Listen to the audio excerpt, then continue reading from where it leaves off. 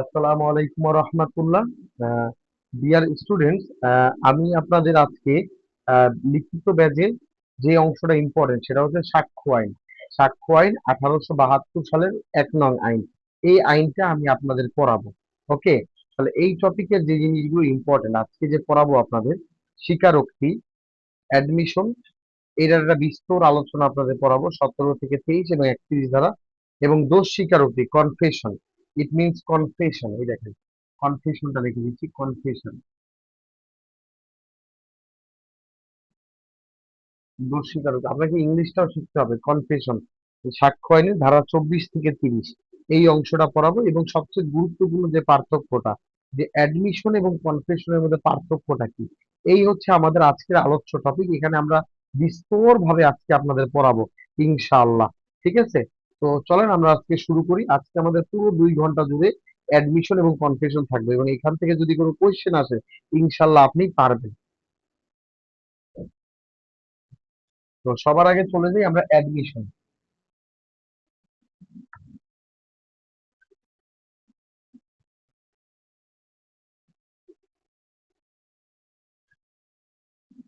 ধরেন আপনি এমন ভাবে পড়েন যাতে জীবনে কোনোদিন পড়েন না, এরকম একটা, এমন ভাবে আজকে বিসমিল্লাহ করে পড়াটা শুরু করেন।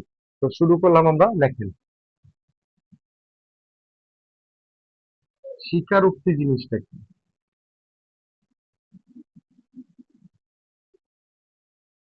স্বীকারোক্তি, স্বীকারোক্তি জিনিসটা কি অ্যাকচুয়ালি?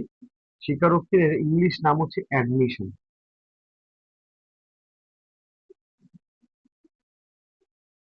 অ্যাডমিশন, আগে আপনি এটা পড়েন যে অ্যাডমিশন বা স্বীকারোক্তি, অ্যাডমিশন বা স্বীকারোক্তি এই জিনিসটা কোথায় কোথায় আছে সেগুলো আগে আমরা একটু লিখে রাখি, এগুলো চট করে লিখে ফেলি। সাক্ষ্য আইন 1872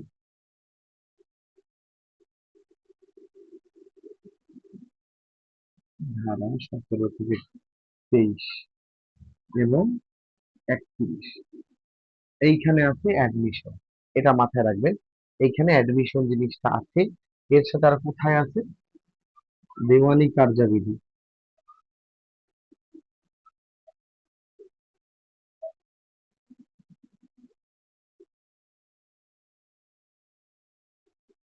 কার্যাবিধি 1908,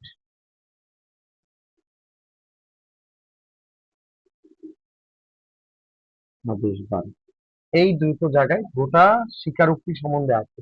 এটা আগে লিখে ফেলেন আপনারা সকলে, এটা আগে সকলে লিখে ফেলেন যে সাক্ষ্য আইনের ধারা 17 থেকে 23 এবং ধারা 31, এইখানে স্বীকারোক্তি সম্পর্কে বলা আছে, এবং দেওয়ানি কার্যাবিধির আদেশ 12-তে স্বীকারোক্তি সম্পর্কে বলা আছে। অর্থাৎ স্বীকারোক্তি সম্পর্কিত যে প্রশ্নই আসুক না কেন, আপনি সাক্ষ্য আইনের 17 থেকে 23 এবং 31 ধারা এবং দেওয়ানি কার্যাবিধির আদেশ 12, এই অংশটা আপনারা লিখবেন।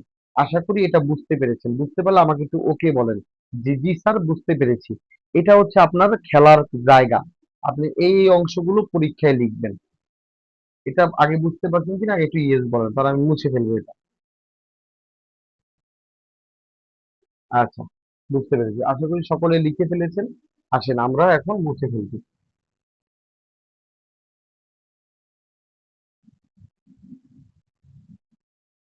এবার আমাদের সবচেয়ে ইম্পর্টেন্ট যে জিনিসটা জানতে হবে, যে পরীক্ষায় একটা সাধারণ প্রশ্ন করে যে স্বীকারোক্তি জিনিসটা কি, হোয়াট ইজ অ্যাডমিশন, বা স্বীকারোক্তি কাকে বলে। অর্থাৎ পরীক্ষক আপনাকে জানতে চাইবে যে সংজ্ঞাটা কি, বল স্বীকারোক্তির সংজ্ঞাটা একটু বলো, বা ডেফিনেশনটা একটু বলো, এটা আপনার কাছে জানতে চাইবে। তো আপনি একদম বাচ্চা শিশুর মতো আপনি লেখেন, লেখেন, সুন্দর করে লেখেন। স্বীকারোক্তি,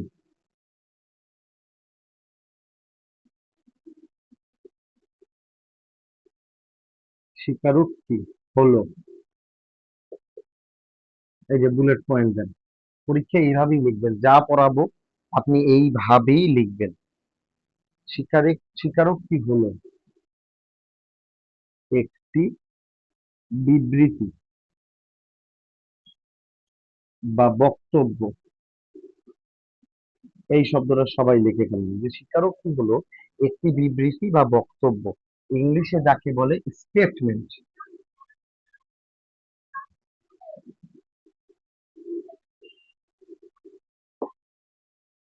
এই কথাটা সুন্দর করে লিখে ফেলবেন।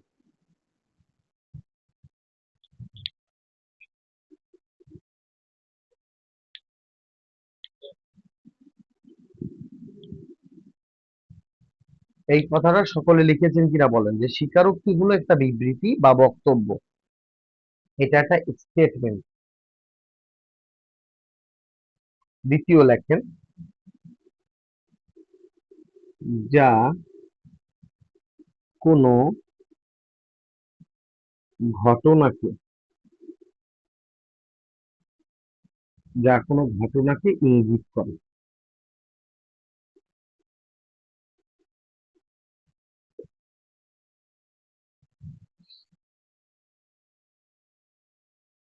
এই কথাটা সুন্দর করে লেখেন, যা কোনো ঘটনাকে ইঙ্গিত করে।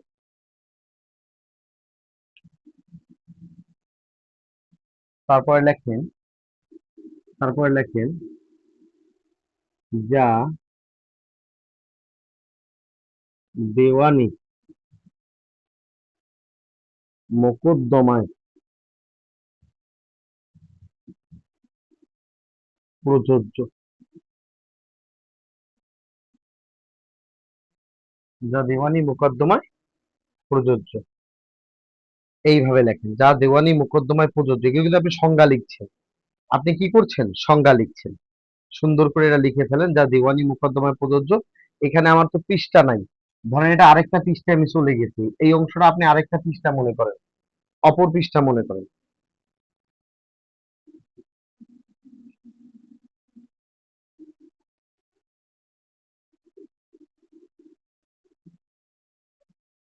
এবার লেখেন উদ্দেশ্য।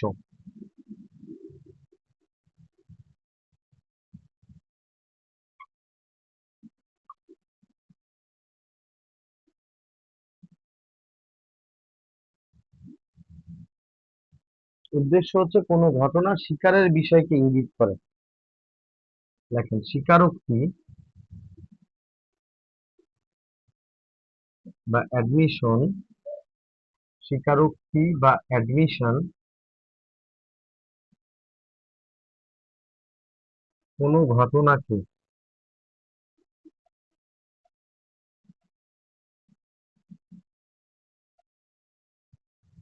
কোনো ঘটনাকে শিকারের বিষয়কে ইঙ্গিত করে।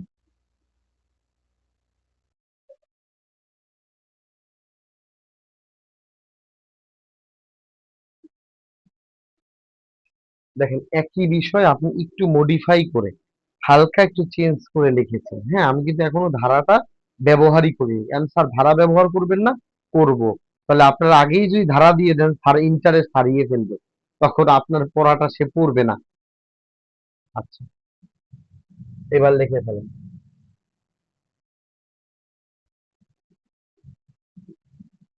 লেখেন মূলত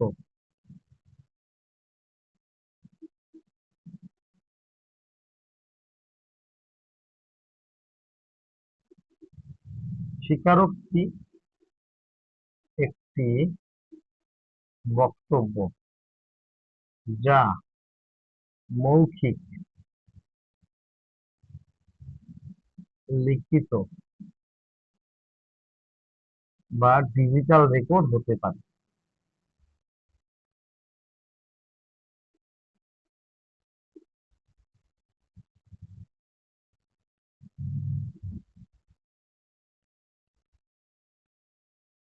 এই সুন্দর করে সংজ্ঞাটা আসলে এটা লিখতে পারবেন না এভাবে করে? এইভাবে করে সুন্দর করে লিখতে পারবেন না বলেন? আমি ধারা পরে দিব, ধারাটা পরে, আগে আপনি সংজ্ঞাটা এভাবে লিখতে পারবেন কিনা।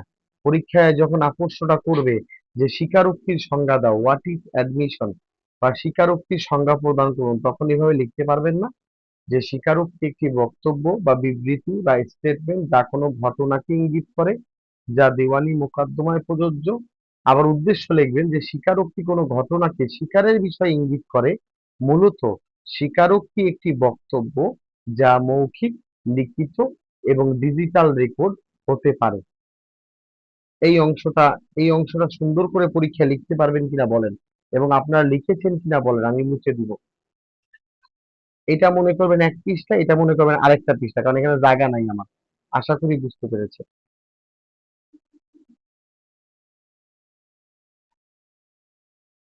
এটা বুঝতে পেরেছেন? সবাই ওকে বলেন, আমি মুছে ফেলছি।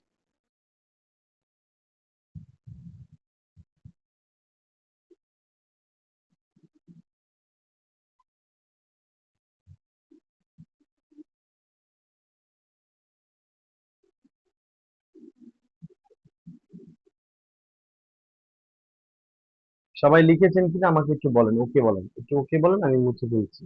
এই অংশটা সুন্দর করে লেখেন, ওকে বলেন আমাকে। তাহলে স্বীকারোক্তিটা কি? এক কথায় এটা একটা বিবৃতি বক্তব্য যা কোনো ঘটনাকে ইঙ্গিত করে, যা দেওয়ানি মোকদ্দমায় প্রযোজ্য। এবং স্বীকারোক্তি কোনো ঘটনাকে শিকারের বিষয়ে ইঙ্গিত করে। মূলত স্বীকারোক্তি একটি বক্তব্য যা লিখিত হতে পারে, মৌখিক হতে পারে, ডিজিটাল রেকর্ড হতে পারে। এখন আপনি কেমনে প্রশ্নটা আমার বুঝলেন না? আমার এটা একটু বুঝান। পরীক্ষা আসবে, স্বীকারোক্তি কাকে বলে, এই জিনিসটা মেরে দিবেন। কেন এই যে পিলির পড়া কি আর লিখিতর পড়া কি? আজব একটা দেশ। পরীক্ষা আসবে, স্বীকারোক্তি কাকে বলে, আপনি এগুলি মেরে দিবেন। আর কি মারবেন? আর কি মারার আছে পরীক্ষার হলে?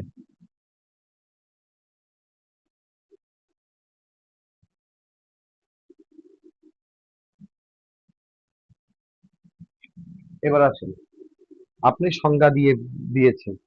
এখন আপনি কি সুন্দর করে এখন খেলাটা দেখেন, এটাই হচ্ছে আইনের খেলা। লিখিত জিনিসটা কি? কৌশলে পৃষ্ঠা বাড়ানো, আর কিছুই তো না। এবার লেখেন আইনের প্রয়োগ, আইনের সংজ্ঞা।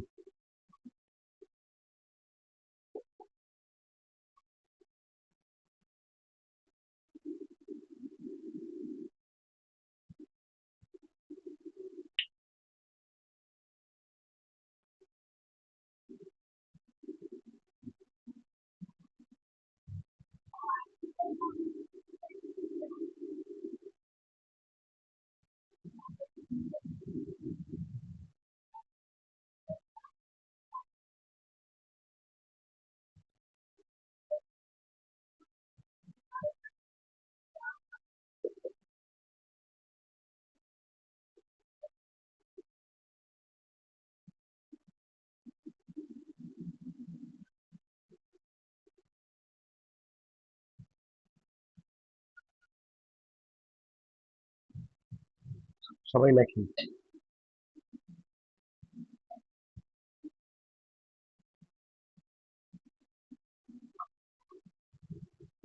এইভাবে করে একটা ইনভাইটেড কমা দিবেন।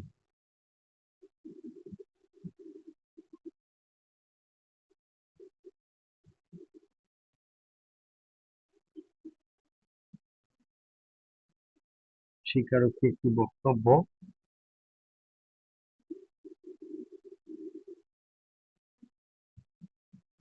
যে মৌখিক বা লিখিত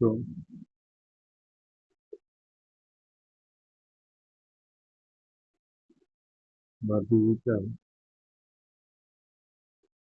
রেকর্ড হতে পারে। যা ডিজিটাল রেকর্ড হতে পারে, ঠিক আছে, যা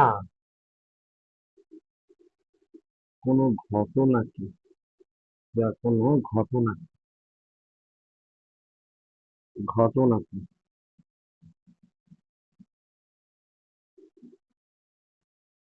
যা কোনো ঘটনাকে শিকারের ব্যাপারে,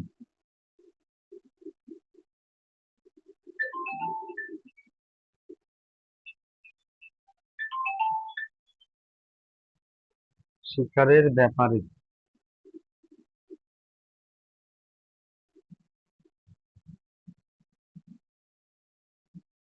ইঙ্গিত প্রদান করে। সুন্দর করে এটা লিখে ফেলেন।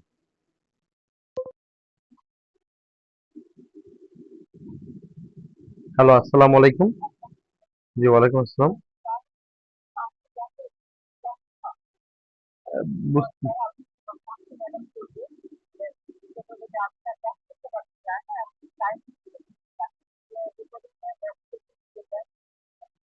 হ্যাঁ, রেকর্ডিং তো আছে। আপনি কি ক্লাসে আসছেন?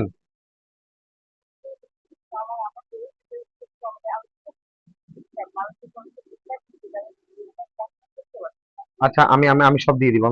আমি ক্লাসে আছি, ইনশাল্লাহ পরে কথা বলি। হ্যাঁ, হ্যাঁ, চলে আসছি। আচ্ছা, আচ্ছা, ঠিক আছে, আমি দিয়ে দিব। আমার ছেলে আসছে, হ্যাঁ, ইনশাল্লাহ। আচ্ছা, ঠিক আছে, ভালো থাকবেন।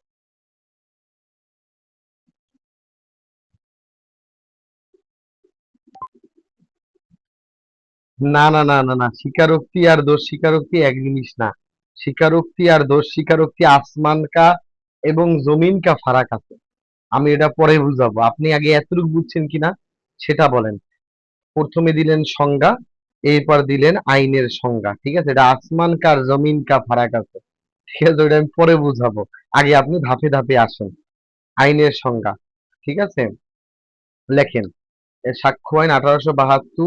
1872 সালের ১ নং আইন। স্বীকারোক্তি হলো একটি বক্তব্য যা কোনো মৌখিক, লিখিত বা ডিজিটাল রেকর্ড হতে পারে, যা কোনো ঘটনাকে শিকারের ব্যাপারে ইঙ্গিত প্রদান করেন। শেষ। এই কথাটা ধারা 17-তে আছে। এই কথাটা ধারা 17-তে আছে।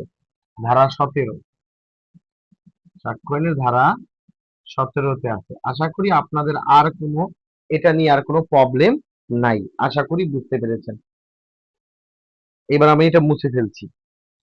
আশা করি এটা বুঝে ফেলেছেন সকলে, যে স্বীকারোক্তি একটা কি, বেসিক্যালি একটা বক্তব্য। এটা মৌখিক হতে পারে, লিখিত হতে পারে, বা ডিজিটাল রেকর্ডও হতে পারে, যা কোনো ঘটনাকে শিকারের ব্যাপারে ইঙ্গিত প্রদান করে। এই জিনিসটা খুব ইম্পর্টেন্ট। আশা করি বুঝতে পেরেছেন। এইবার আসেন, ধারা 18। আশা করি এখানে আর আপনাদের বুঝানোর কিছু নাই। আমি উদাহরণ দিব পরে, আগে স্বীকারোক্তি শেষ করি। তারপর দোষ স্বীকারোক্তি যখন পড়াবো, তখন একটা তুলনামূলক পার্থক্য দিব। আগে স্বীকারোক্তিটা শেষ করে নিই। সবাই বুঝতে পেরেছেন কিনা বলুন। তাহলে আগে স্বীকারোক্তি জিনিসটা দেখেন, অ্যাডমিশনটা দেখেন, একটু ডায়াগ্রামটা দেখেন।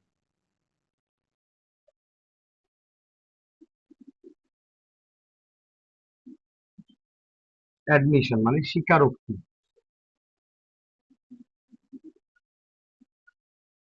পরীক্ষায় যদি আসে কোন কোন উপাদানগুলো আপনি স্বীকারোক্তিতে দিবেন, একটা ডায়াগ্রাম আকারে আপনাকে ছোট্ট করে বুঝাচ্ছি, খাতায় টুকে ফেলেন। প্রথমেই আপনি লিখবেন স্বীকারোক্তি মানেই হচ্ছে একটি বক্তব্য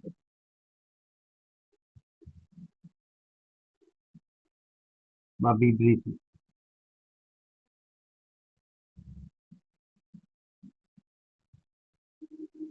লিখে ফেলেন।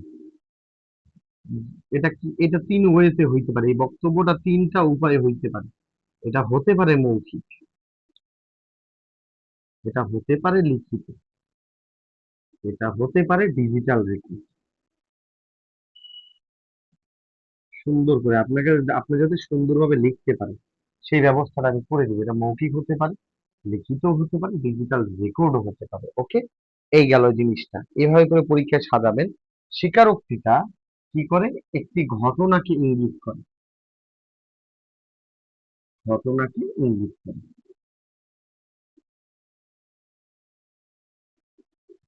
ইঙ্গিত। ঠিক আছে, এই এতটুকু উপাদান, এই যে এতটুকু উপাদান আমি যা আপনাকে পড়িয়েছি, এটা তাই ছিল ধারা 17। এই যা পড়িয়েছি, এই এতটুকু ব্যাপারটা বুঝতে পেরেছেন কিনা বলেন। স্বীকারোক্তি একটি বক্তব্য যা লিখিত, মৌখিক, ডিজিটাল রেকর্ড হতে পারে, যা কোনো ঘটনাকে ইঙ্গিত করে। এতটুকু কথা যদি আপনি লেখেন, তাহলে আপনি যেন সাক্ষ্য আইনের 17 ধারাকেই লিখেছেন। এই অংশটা ক্লিয়ার কিনা আগে বলেন। আগে এই অংশটা আমাকে বলতে হবে যে আপনি ক্লিয়ার কিনা, আগে সেটা বলেন।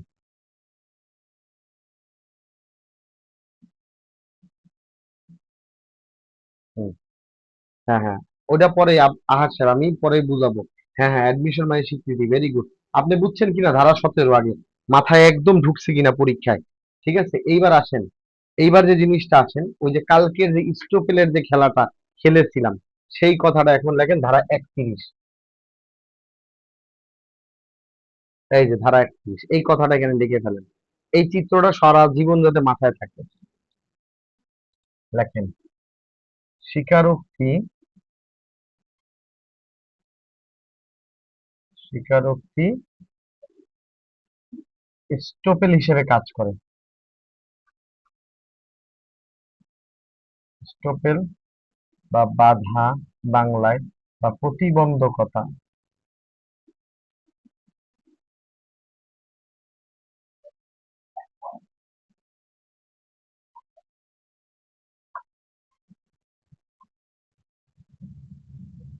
এই কথাটা বলা আছে ধারা 31। এই কথাটা ধারা 31-এ বলা আছে, এটাও লিখে ফেলেন। তাহলে আমাদের 31 ধারাও শেষ, এটা কালকে পড়িয়েছিলাম। স্বীকারোক্তিটা অবশ্যই এস্টোপেল, বাধা বা প্রতিবন্ধকতা হিসেবে কাজ করে। 17 পড়াইছি, এই 31 পড়াইলাম, আপনি একটু ওকে লেখেন। দেখেন, বেশি বেশি পড়ানোর কিছুই নেই।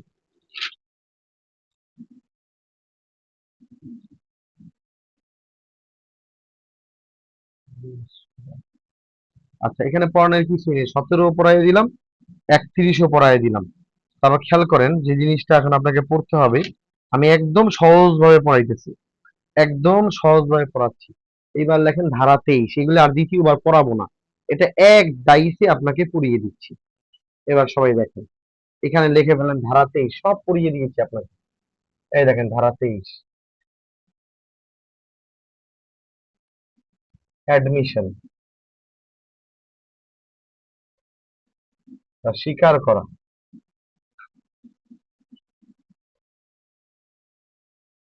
স্বীকার করা, এটি দেওয়ানি মোকদ্দমায় প্রযোজ্য।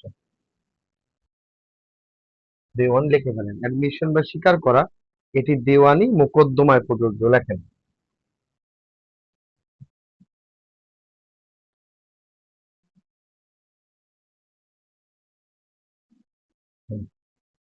এই ধারা 31, এটা আরো বিস্তর ব্যাপার আছে, কিন্তু আমি আপনাকে একটা ডায়াগ্রামে 3টা জিনিস বুঝাই দিলাম। আপনি ইনশাল্লাহ পারবেন কিনা বলেন, আপনার চোখে সহজ লাগছে কিনা বলেন। 17, 31, 23, এই 3টা জিনিস লেখেন। ধারা 17 আমি বুঝাবো, এগুলো সব বুঝাবো, আপনি আগে একটু দেখেন তো, আপনি সব বুঝাবো আপনাকে। অ্যাডমিশন, এটা একটা বক্তব্য, সেটা মৌখিক হতে পারে, লিখিত হতে পারে, ডিজিটাল যে কোনো হতে পারে। এটা কোনো ঘটনাকে ইঙ্গিত করে। ধারা 17 আপনার শেষ। আর কি পড়বেন? একটা গেল। দ্বিতীয় হচ্ছে অ্যাডমিশন স্টপেল বা প্রতিবন্ধকতা হিসেবে কাজ করে, এটাও হয়ে গেল। শেষ, 31 দ্বারা আপনার কমপ্লিট। এবার লেখেন, আমি একটু আগে লিখিয়েছিলাম না সংজ্ঞায়, অ্যাডমিশনটা অবশ্যই দেওয়ানি মোকদ্দমায় প্রযোজ্য, এটা ধারা 23-এ বলা আছে। এই 3টা জিনিস আপনি ক্লিয়ার কিনা আমাকে একটু মেহেরবানি করে জানান, না জানাই না পারলে আপনি আমাকে বলেন, আমি আবার বুঝিয়ে দিই।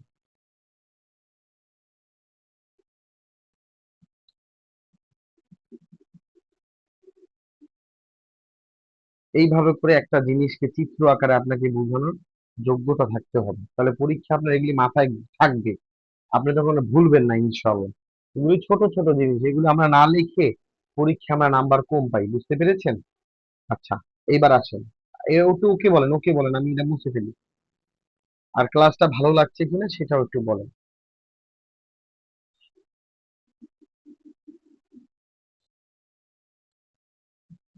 আপনাদের সবচেয়ে বেশি মজা লাগবে কোন জিনিসটা, যখন আমি স্বীকারোক্তি আর দোষ স্বীকারোক্তি, ঠিক আছে, একত্রে যখন আমি পড়াবো পার্থক্যটা, ওটা পরীক্ষাও আসবে, পড়েও মজা পাবেন। ঠিক আছে, এবার আছে,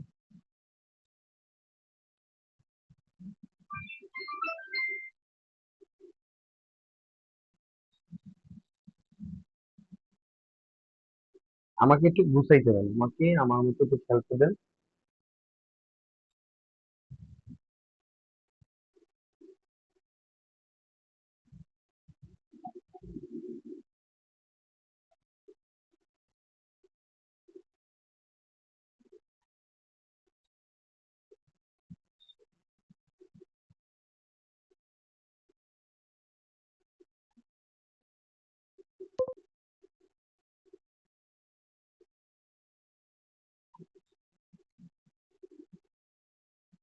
সবাই একটু অপেক্ষা করেন, একটা মিনিট, একটু 1 মিনিট।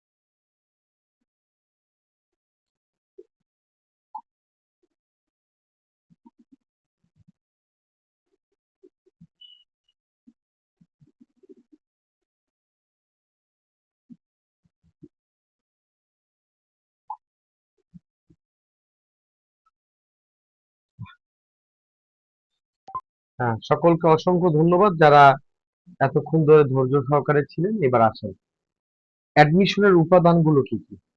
সবাই লিখে ফেলেন, সবাই লিখে ফেলেন। স্বীকারোক্তি,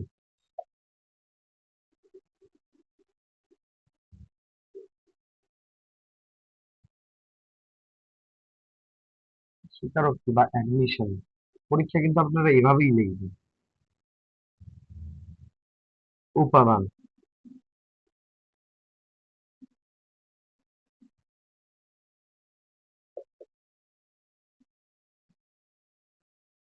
স্বীকারোক্তি বা অ্যাডমিশনটা হতে গেলে আদালতের কাছে উপাদান সমূহ কি? প্রথম উপাদান, 1 নাম্বার,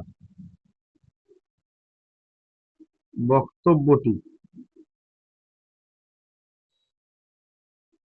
অবশ্যই সত্য এবং বিশ্বাসযোগ্য হতে হবে।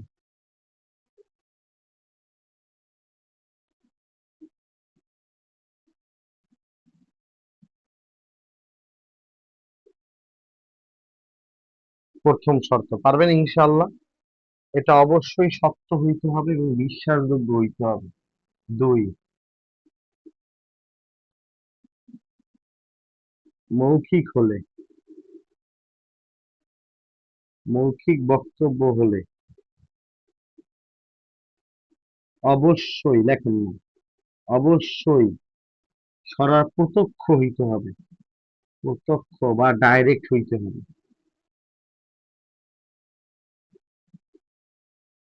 হতে হবে। 3 নাম্বার লেখেন, বক্তব্যটি অবশ্যই স্বেচ্ছায় হতে হবে, স্বেচ্ছায় হইতে হবে, স্বেচ্ছা এবং স্বতঃস্ফূর্ত, স্বতঃস্ফূর্ত হতে হবে,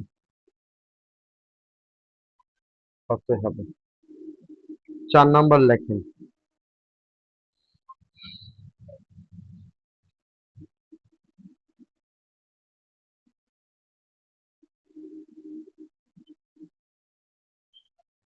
বক্তব্যটি, বক্তব্যটি অবশ্যই, এটা পরের পৃষ্ঠা মনে করবেন, অবশ্যই প্রাসঙ্গিক, প্রাসঙ্গিক বা বিচার্য বিষয়, প্রাসঙ্গিক বা বিচার্য বিষয়ের সাথে সম্পর্কযুক্ত হতে হবে, যুক্ত হতে হবে। এবং 5 নাম্বারে লেখেন, লেখেন এগুলি পরীক্ষা না লিখলে কি লিখবেন বলেন?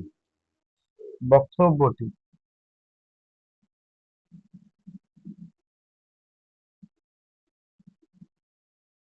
অবশ্যই যুক্তিসম্মত ও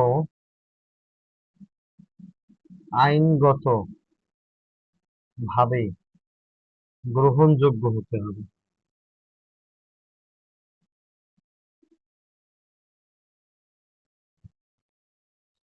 এই হচ্ছে মূল কথা। আশা আশা করি আপনারা বুঝতে পেরেছেন। আশা করি আপনারা বুঝতে পেরেছেন। তো আমি আবার উপাদানটা সুন্দর করে বুঝাই। অ্যাডমিশনের উপাদানটা কি? অবশ্যই আপনার বক্তব্যটা সত্য এবং বিশ্বাসযোগ্য হইতে হবে। আপনার বক্তব্য হইতে হবে সত্য, বিশ্বাসযোগ্য। আপনি যদি মৌখিক বক্তব্য দেন, সেটা অবশ্যই ডাইরেক্ট বা সরাসরি হইতে হবে, প্রত্যক্ষ হইতে হবে। ৩, আপনার বক্তব্যটা অবশ্যই হবে স্বেচ্ছায়। আপনাকে কেউ জোর জবরদস্তি করে নাই, এবং স্বতঃস্ফূর্তভাবে ওপেনলি আপনাকে বলতে হবে। তারপরে হচ্ছে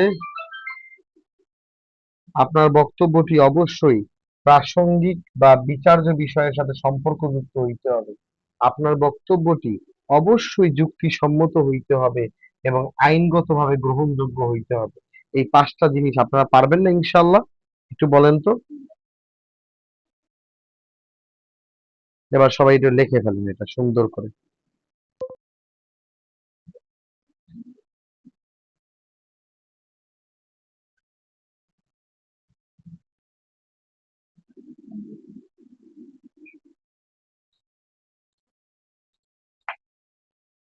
এত মানুষ লিঙ্ক দাও না কেন তোমরা? কেন লিঙ্ক দাও না এত মানুষকে?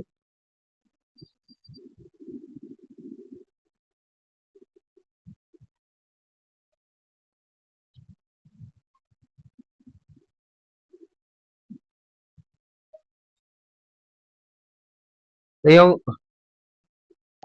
হ্যাঁ, আপনারা সকলে লিখেছেন কিনা আমাকে একটু জানান প্লিজ। এগুলো পরীক্ষায় আপনাকে লিখতেই হবে এবং আপনি লিখতে বাধ্য এটা। ঠিক আছে? ভালো লাগছে কিনা ক্লাসটা সেটাও একটু বলেন। যে স্যার ক্লাসটা ভালো লাগতেছে স্যার, বুঝতেছি। একটু বলেন, কমেন্টে করেন তো একটু, আমি এক এক দুই সেকেন্ডের দুই একটা কমেন্ট করি। আচ্ছা, আপনি তোমরা এরকম লিঙ্ক গুলো রাজুকে দাও না, এগুলো একটা কথা হইলো? রাজু তাহলে কি করছে, কি মনে করতেছে রাজু? আচ্ছা, ভালো লাগছে তাই তো? আচ্ছা, থ্যাংক ইউ, থ্যাংক ইউ। এইবার আসেন।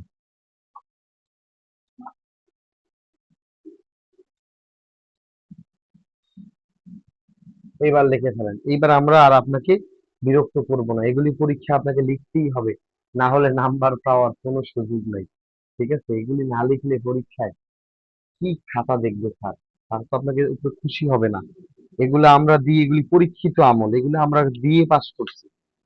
আমরা এগুলো দিয়ে অ্যাডভোকেট হয়েছি। এবার আসুন ধারা 18। লেখেন, লিখে ফেলুন ধারা 18।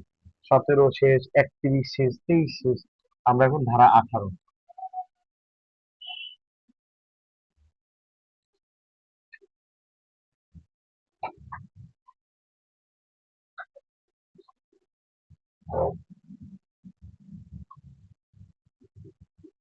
যে সকল ব্যক্তি পক্ষগণ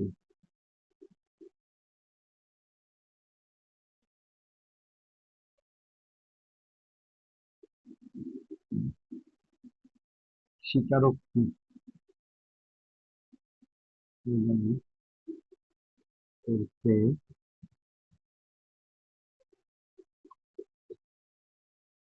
এগুলি সব লিখতে হবে। যে সমস্ত ব্যক্তি বা পক্ষগণ দোষ স্বীকারোক্তি প্রদান করতে পারেন। লেখেন, যে সমস্ত ব্যক্তি বা পক্ষগণ স্বীকারোক্তি প্রদান করতে পারেন, সে কারা কারা তারা? কারা কারা তারা লেখেন। ১ নাম্বার লেখেন, মামলার যে কোনো পক্ষ।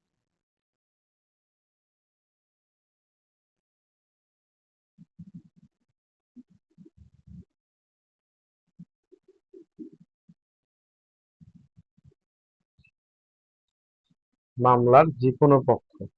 ঠিক আছে? মামলার যে কোনো পক্ষ পারেন। ঠিক আছে? মামলা দিয়েন না, এখানে মোকদ্দমা দেন। যেহেতু এটা দিওয়ানি মামলায় প্রযোজ্য, আপনি মোকদ্দমা শব্দটা ব্যবহার করেন।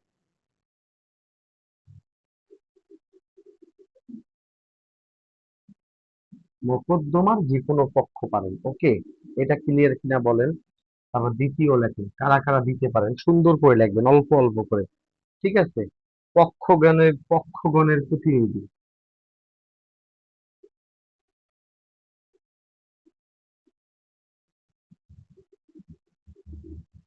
পক্ষগণের প্রতিনিধি পারেন। তারপর ৩ নাম্বার লেখেন, সুন্দর করে লেখেন না। পক্ষগণের প্রতিনিধি পারেন, তারপর সুন্দর করে লেখেন ৩ নাম্বারে। ঠিক আছে? যার কাছ থেকে, যার নিকট থেকে সত্য অর্জন করা হয়েছে, সত্য, ব্র্যাকেটে লেখেন টাইটেল, সত্য অর্জন করা হয়েছে, যার নিকট থেকে সত্য অর্জন করা হয়েছে। আবার লেখেন মামলায় যার স্বার্থ আছে, সুন্দর করে লেখেন, মামলা লিখে না মোকদ্দমা লেখেন।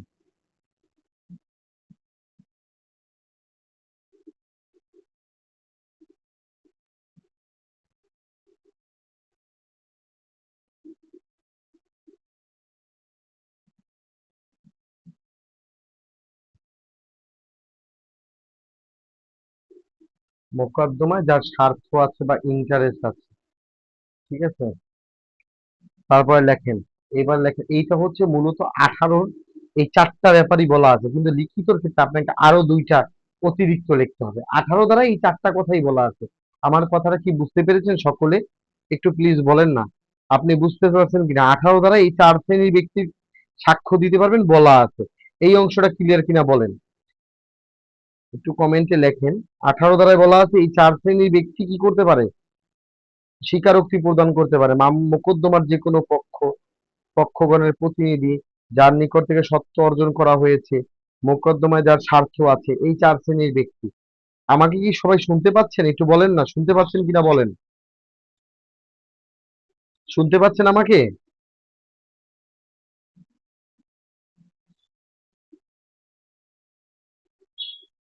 আচ্ছা, শুনতে পাচ্ছেন তো আমাকে নাকি?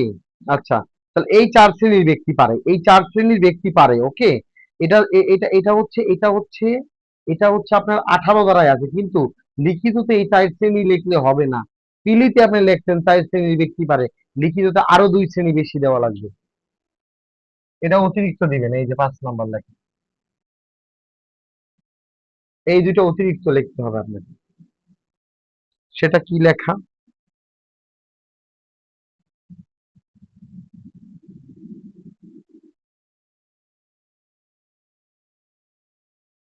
যে কোনো ব্যক্তি যার পাওয়ার অফ অ্যাটর্নি আছে,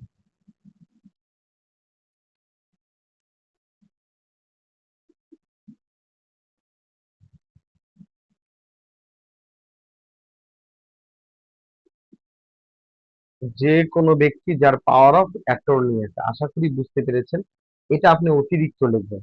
এই 18 দ্বারা এই চারটা কথা বলা আছে, কিন্তু এটা অতিরিক্ত। পাওয়ার অফ অ্যাটর্নি যার আছে, পাওয়ার অফ অ্যাটর্নি মানে কি? আমি হচ্ছে ইব্রাহিম ল স্কুলের মালিক, আমি এখন একটা লোককে আনবো টিচার হিসেবে, আপনি তাদের ক্লাস করাবেন, তাহলে ওই টিচার যাকে আমি আনছি, কারণ কথার কথা আমি আমি কথার কথা এক সুমন নামে একটা টিচার আনছি ক্লাস করাইতে, যে আমি ইব্রাহিম আর ক্লাস করাবো না, সাক্ষ্যয়নের ক্লাসটা আপনাদের সুমন নামে একটা স্যার করাবে। আমার কথা কি বুঝতে পেরেছেন? ওই সুমন নামে স্যারটা আগে তো আসে নাই, এখন কেন আসলো? কারণ আমি তাকে পাওয়ার অফ অ্যাটর্নি দিছি, তাকে ডেলিগেটেড ক্ষমতা দিছি। এটা আসছে আপনাদের বিভিন্ন রকমের নজির থেকে, মাহির সাহেব, নজির থেকে, সুপ্রিম কোর্টের বিভিন্ন নজির থেকে, উচ্চ আদালতের সিদ্ধান্ত থেকে এই জিনিসটা টুকে আসছে, যে উচ্চ আদালত রায় দিচ্ছে পাওয়ার অফ অ্যাটর্নি যারা আছে, সেও এটা কি করতে পারবে, স্বীকারোক্তি প্রদান করতে পারবে। আপনি বুঝতে পেরেছেন? 18 ধারা এই চারটা বলা আছে। পাওয়ার অফ অ্যাটর্নি এটা আসছে আদালতের নজির থেকে, প্রেসিডেন্ট থেকে। আশা করি বুঝতে পেরেছেন, উচ্চ আদালত সিদ্ধান্তে বলছে ইয়েস, পাওয়ার অফ অ্যাটর্নি যারা আছে সেও পারবে। আশা করি বুঝতে পেরেছেন। আমার এখন সুমন নামে একটা লোক আপনাদের এই ক্লাসটা করাবে, তাহলে আমি তাকে পাওয়ার দিচ্ছি যে আপনি পড়ান। এটা হচ্ছে পাওয়ার অফ অ্যাটর্নি। আশা করি বুঝতে পেরেছেন। এবং আরেকটা হচ্ছে কি, আরেকটা হচ্ছে লাস্ট ওয়ান হচ্ছে বৈধ প্রতিনিধি।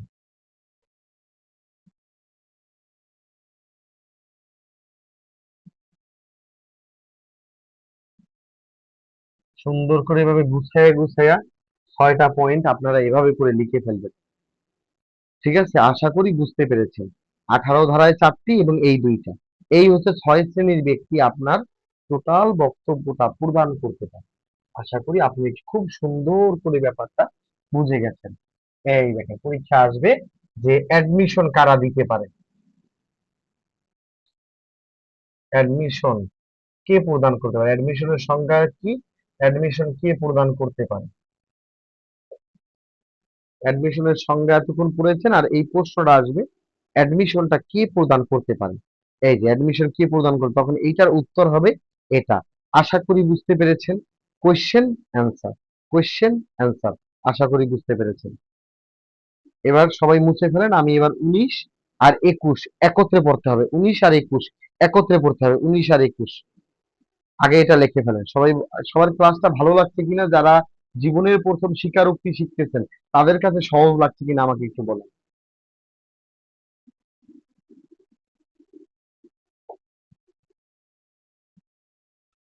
যখন প্রিলি পরীক্ষা আসবে, কারা কারা অ্যাডমিশন প্রদান করতে পারেন ওই ভিত্তিকে দাগাইবেন 4 শ্রেণী,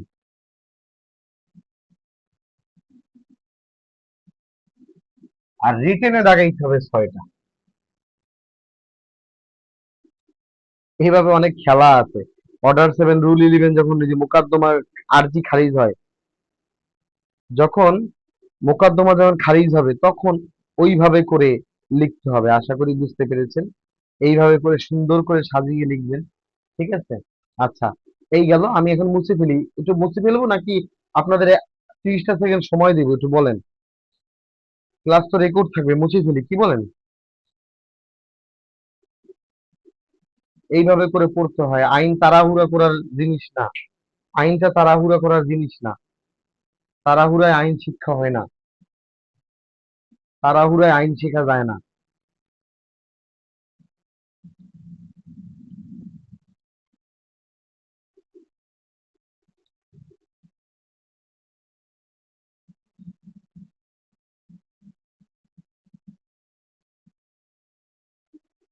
হুম।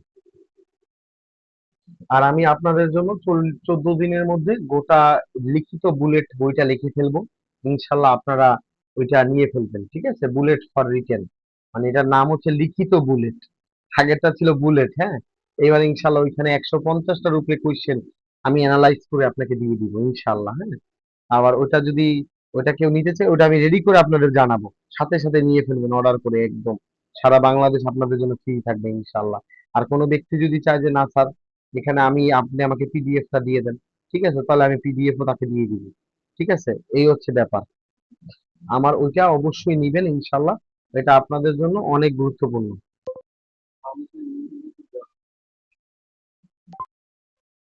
আচ্ছা, অবশ্যই অ্যান্সার থাকবে মাহির সাহেব, কি বলেন আপনি? অ্যান্সার না দিলে আপনি পারবেন? ড্রাফট অবশ্যই ড্রাফটিং অ্যাড করে দিব, কেন দিব না? এটা কমপ্লিট বই, এটা একটা কমপ্লিট বই আকারে বানিয়ে দিয়ে দিব আপনাদের। ঠিক আছে? আপনারা কাগজ আর কুরিয়ার আপনি নেবেন। স্যারের মেধার কোনো দাম নেই। স্যারের কোনো মেধার কোনো দাম নেই। না না, আগে অগ্রিম বুক না, আগে লিখবো তারপরে। ঠিক আছে? আচ্ছা, ঠিক আছে ইনশাল্লাহ। আচ্ছা, ওইটা আমি আপনাদের দিয়ে দিব। এইবার আসেন, যেটা পরীক্ষা আসবে, আগে কোশ্চেনটা লিখে ফেলেন। সবাই কোশ্চেনটা লিখে ফেলেন। কোশ্চেনটা সকলে লিখে ফেলেন, কিন্তু আমারে ভাই তাড়াহুড়া দেওয়া যাবে না। তাড়াহুড়া দিলে আমি একদম ক্রাশ করে ফেলবো। জীবনে কোনোদিন আমি শর্টকাটে সফল হইনি, এজন্য আমি শর্টকাট বুদ্ধিও জানি না। ওই জীবনে অল্প অল্প করে শিখছি, বছরকে বছর সাধনা করছি, রব্বুল আলামিন দিচ্ছেন।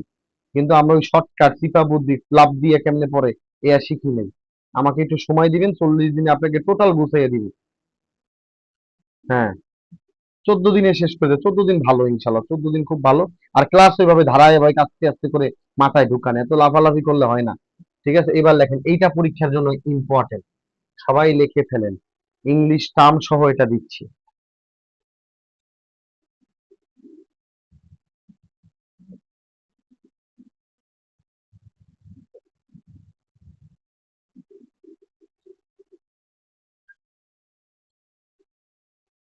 Admission is always self-harming.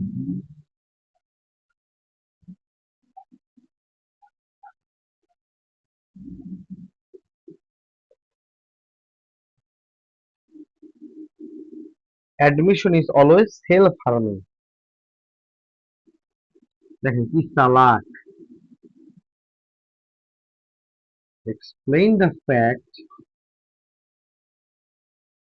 explain the fact অথবা explain the statement আমি বাংলা লিখবো, ভয় পেয়েন না, দাঁড়ান ইংলিশটা লেখাই। উইথ এক্সেপশন,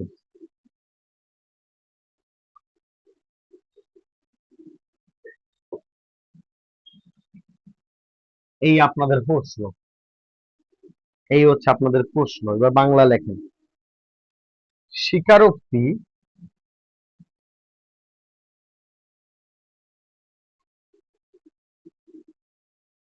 স্বীকারোক্তি সর্বদা নিজের বিরুদ্ধে দিতে হয়।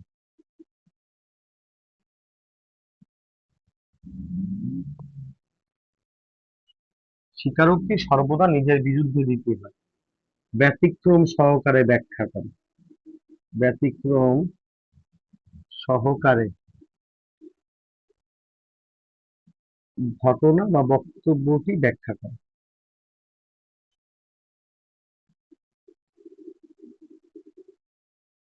ব্যাখ্যা করে। এই হচ্ছে আপনাদের ব্যাপার। এইটা একটা কোশ্চেন আপনাকে দিয়ে দিয়ে এই 7 মেরে দিবে যে যাও 7টা নাম্বার দেখো কেমনে পাও, 7 মেরে দিবে। আশা করি বুঝতে পেরেছেন। প্রশ্নটা একটু লিখে ফেলেন তো প্লিজ, সকলে কোশ্চেনটা লিখে ফেলেন। অ্যাডমিশনটা সর্বদা নিজের বিপক্ষে দিতে হয়, এটা ঘটনা সহকারে এটা লেখেন। এটা সবাই লিখছেন কিনা বলেন। স্বীকারোক্তি সর্বদা নিজের বিরুদ্ধে দিতে হয়, এটা ঘটনা ব্যতিক্রম সহকারে লিখুন। এখানের মূল উপাদানটা কি কি, এই কোশ্চেনটা অ্যান্সার আপনি কিভাবে করবেন, এগুলো আমি সব শিখাইয়ে দিতাম। ঠিক আছে, কিন্তু একটু পরে শিখাইতাম, বাট এখন আগে আগে একটু শিখাইয়া দিই। ঠিক আছে, অনেকের উপকার হবে আশা করি। প্রথমেই আপনাকে যেমন দিতে হবে সংজ্ঞা, এটা বিসমিল্লাহ করে লিখবেন সংজ্ঞা, অ্যাডমিশনের সংজ্ঞাটা দিবেন প্রথমে, অ্যাডমিশনের সংজ্ঞা দিবেন। তারপর দেখবেন অ্যাডমিশন কারা দিতে পারে, কারা, মানে এখানে আপনি 17 দিলেন, তারপর অ্যাডমিশন কারা দিতে পারে, এখানে 18তে টপ করে লেখা। আর আপনার হচ্ছে যত মুখস্থ বিদ্যা ভালো থাকবে, আপনি পরীক্ষা তত দ্রুত অ্যান্সার করতে পারবেন। এই কথাটা আমাকে একটু ওকে বলেন, এই কথাটা আপনি ক্যাচ করছেন কিনা আমার কথাটা। আপনার যত মুখস্থ বিদ্যা ভালো থাকবে, মানে আপনি অল্প পড়ছেন কিন্তু ঝরঝরা টনটনা মুখস্থ, পরীক্ষা আপনি তত টপাটপ লিখতে পারবেন। এই কথাটা আপনি বুঝছেন কিনা আমার বলেন, একটু ইয়েস বলেন।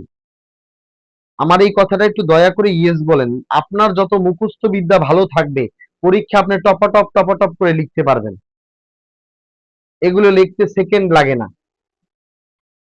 বুঝতে পেরেছেন? এই তো বুঝছে। হ্যাঁ, কথাটা মানে মুখস্থ বিদ্যা ভালো থাকতে হবে। ওই অল্প শিখছেন, বারবার ঠাডা মুখস্থ দিয়া পরীক্ষার টপাটপ লিখে দিবেন আর কি। তাহলে আর সময় বা লাগবে না, অল্প সময়ের মধ্যে হয়ে যাবে।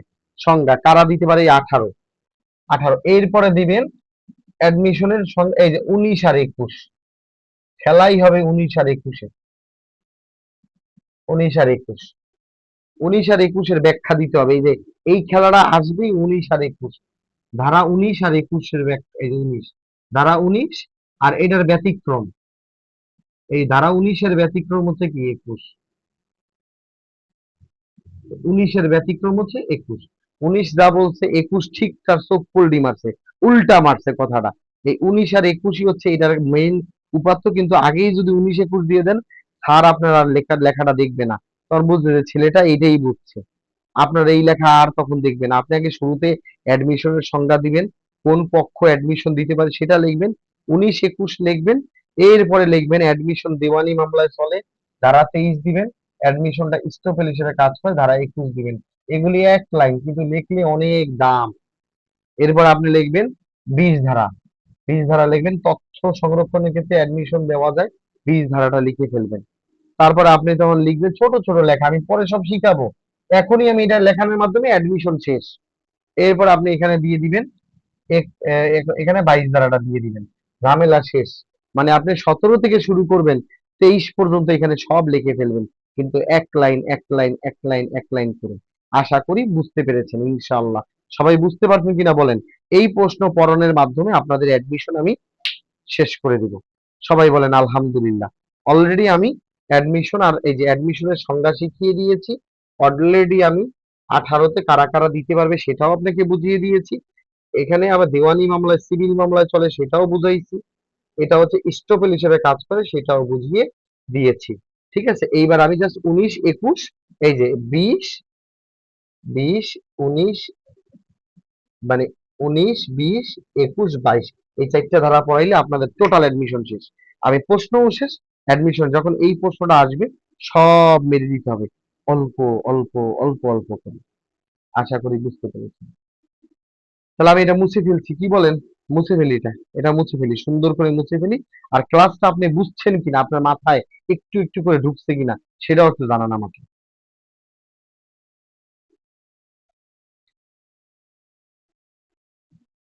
এই প্রশ্নটা ঠোঁটের গোড়ায় মুখস্থ রাখবেন। এটা আপনাদের জন্য আমার একবার প্রেডিকশন, অ্যাডমিশন কনফিউশন থেকে আপনাদের কোশ্চেন আসবে। এই জন্য অ্যাডমিশন কনফিউশন স্টোপেল খুব ভালো পড়াচ্ছি। ঠিক আছে ইনশাল্লাহ। আর আমার ক্লাস করলে আপনি পরীক্ষার খাতায় কিছু লিখতেই পারবেন, ওইটা নিয়ে কোনোদিন টেনশন করা লাগবে না ইনশাল্লাহ। ঠিক আছে।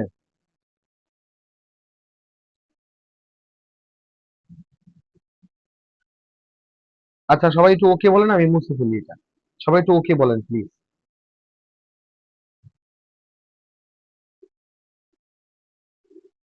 আমি বললাম এই প্রশ্নে আপনি সবই লিখবেন, কিন্তু মূল খেলাটা হচ্ছে 19 আর 21, এই দুইটা না দিলে আপনি জিরো। এই দুটো তো দিবেন, কিন্তু এগুলি সব গুছাইয়া ধাপে ধাপে ধাপে ধাপে, যেভাবে আমি বুঝাইছি, অ্যাডমিশনের সংজ্ঞা, অ্যাডমিশন কারা দিতে পারে, অ্যাডমিশনের উপাদান, 18 দ্বারা 17তে সংজ্ঞা দিলেন, সাধারণ সংজ্ঞা 17তে আইনি সংজ্ঞা, কোন পক্ষ দিতে পারে 18তে দিলেন, অ্যাডমিশনের উপাদান দিলেন, 19 আর 21-এর একটা বিস্তর ব্যাখ্যা লিখলেন উদাহরণ সহ। তারপরে এই যে 20 22 23 24 চার লাইনে চারটে ধারা মেরে দিলেন, ঝামেলা শেষ। স্যার আর কি করবে, স্যারের তখন সাথে সাথ দিয়ে দিবে, আর কিছু করার নাই। আচ্ছা, আশা করি বুঝতে পেরেছেন। এবার আমরা লিখে দিই। এবার আমরা এই প্রশ্নের মাধ্যমে আমরা আজকের লেকচারটা শেষ করবো ইনশাআল্লাহ। আমাদের অ্যাডমিশন পার্টটা শেষ করব। অ্যাডমিশন পার্টটা শেষ করে আপনাদের অ্যাডমিশন এবং কনফিউশনের একটা তুলনামূলক পার্থক্য দিয়ে দেবো, যেহেতু আপনার অ্যাডমিশন সম্বন্ধে একটা জ্ঞান তৈরি হয়েছে। কনফিউশনের সাথে যখন একটা পার্থক্য পড়বেন, তখন কনফিউশন সম্বন্ধে একটা সুন্দর জ্ঞান আপনার হয়ে যাবে ইনশাআল্লাহ। আসেন বিসমিল্লাহ করে শুরু করি।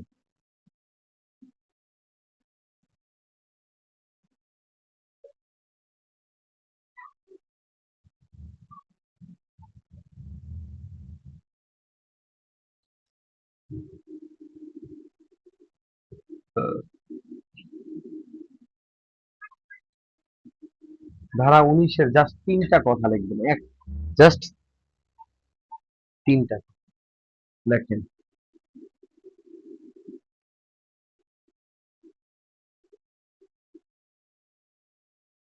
স্বীকারোক্তি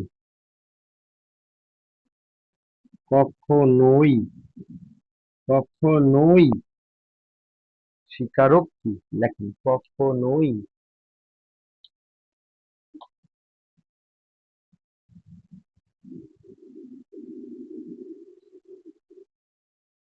নিজের পক্ষে দেয়া যায় না।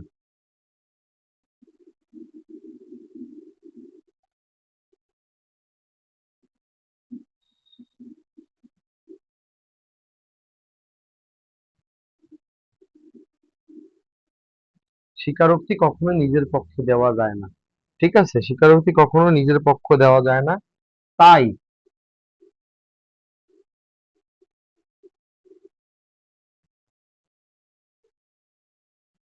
স্বীকারোক্তি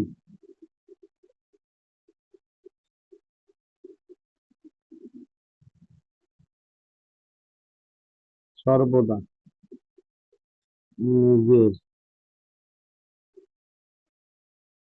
বিরুদ্ধে দিতে হয়। স্বীকারোক্তি সর্বদা নিজের বিরুদ্ধে দিতে হয়। এই কথাটাই ছিল সেলফ ফার্মিং, মানে নিজের নিজের নিজের নিজের ক্ষতি নিজে করা, সেলফ ফার্মিং, নিজের সেলফ ফার্মিং, নিজের বিরুদ্ধে সেলফ ফার্মিং।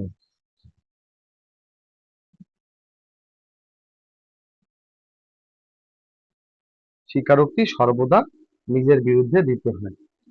যেমন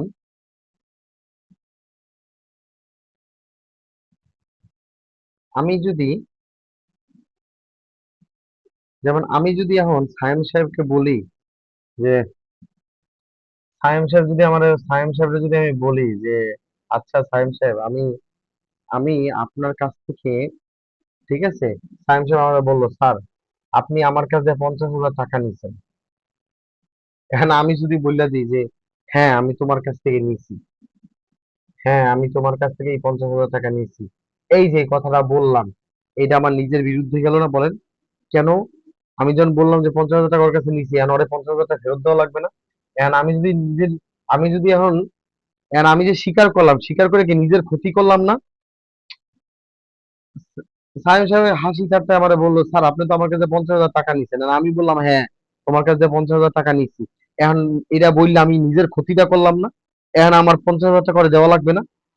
এর কাছে টাকা আমি চাই না নেই, কিন্তু আমি স্বীকার কেন করলাম? আমার কথা কি বুঝতে পারলেন কিনা বলেন? অ্যাডমিশন সর্বদা নিজের নিজের বিরুদ্ধে দিতে হয়।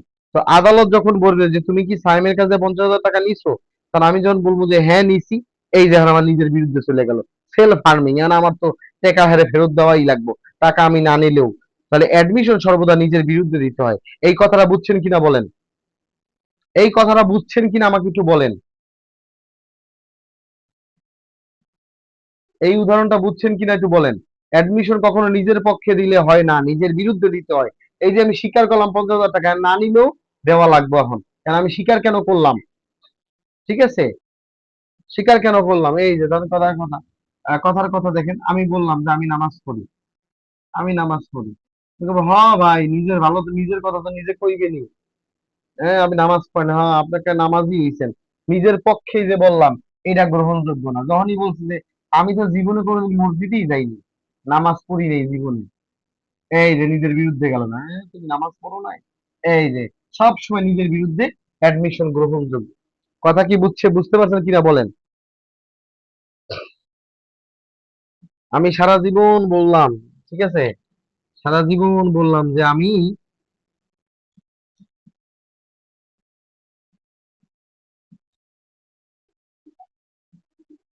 মানে আপনি অ্যাডমিশন সব সবসময় নিজের বিরুদ্ধে বলতে হয়। কথা কি বুঝছেন?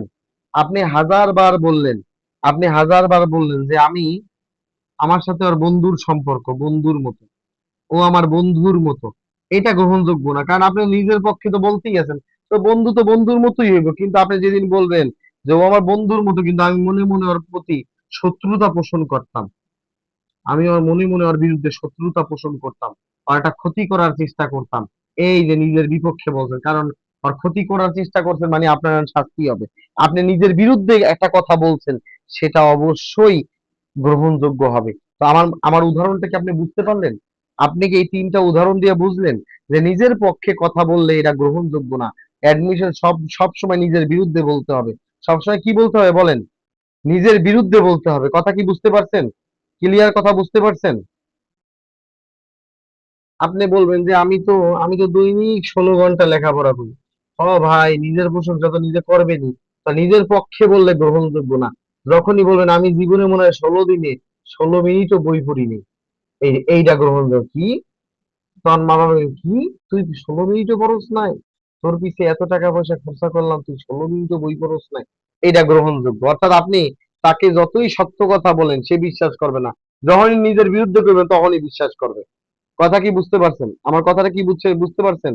যখনই একটা মানুষকে আমি বলি যে আচ্ছা ঠিক আছে আমি তো দৈনিক,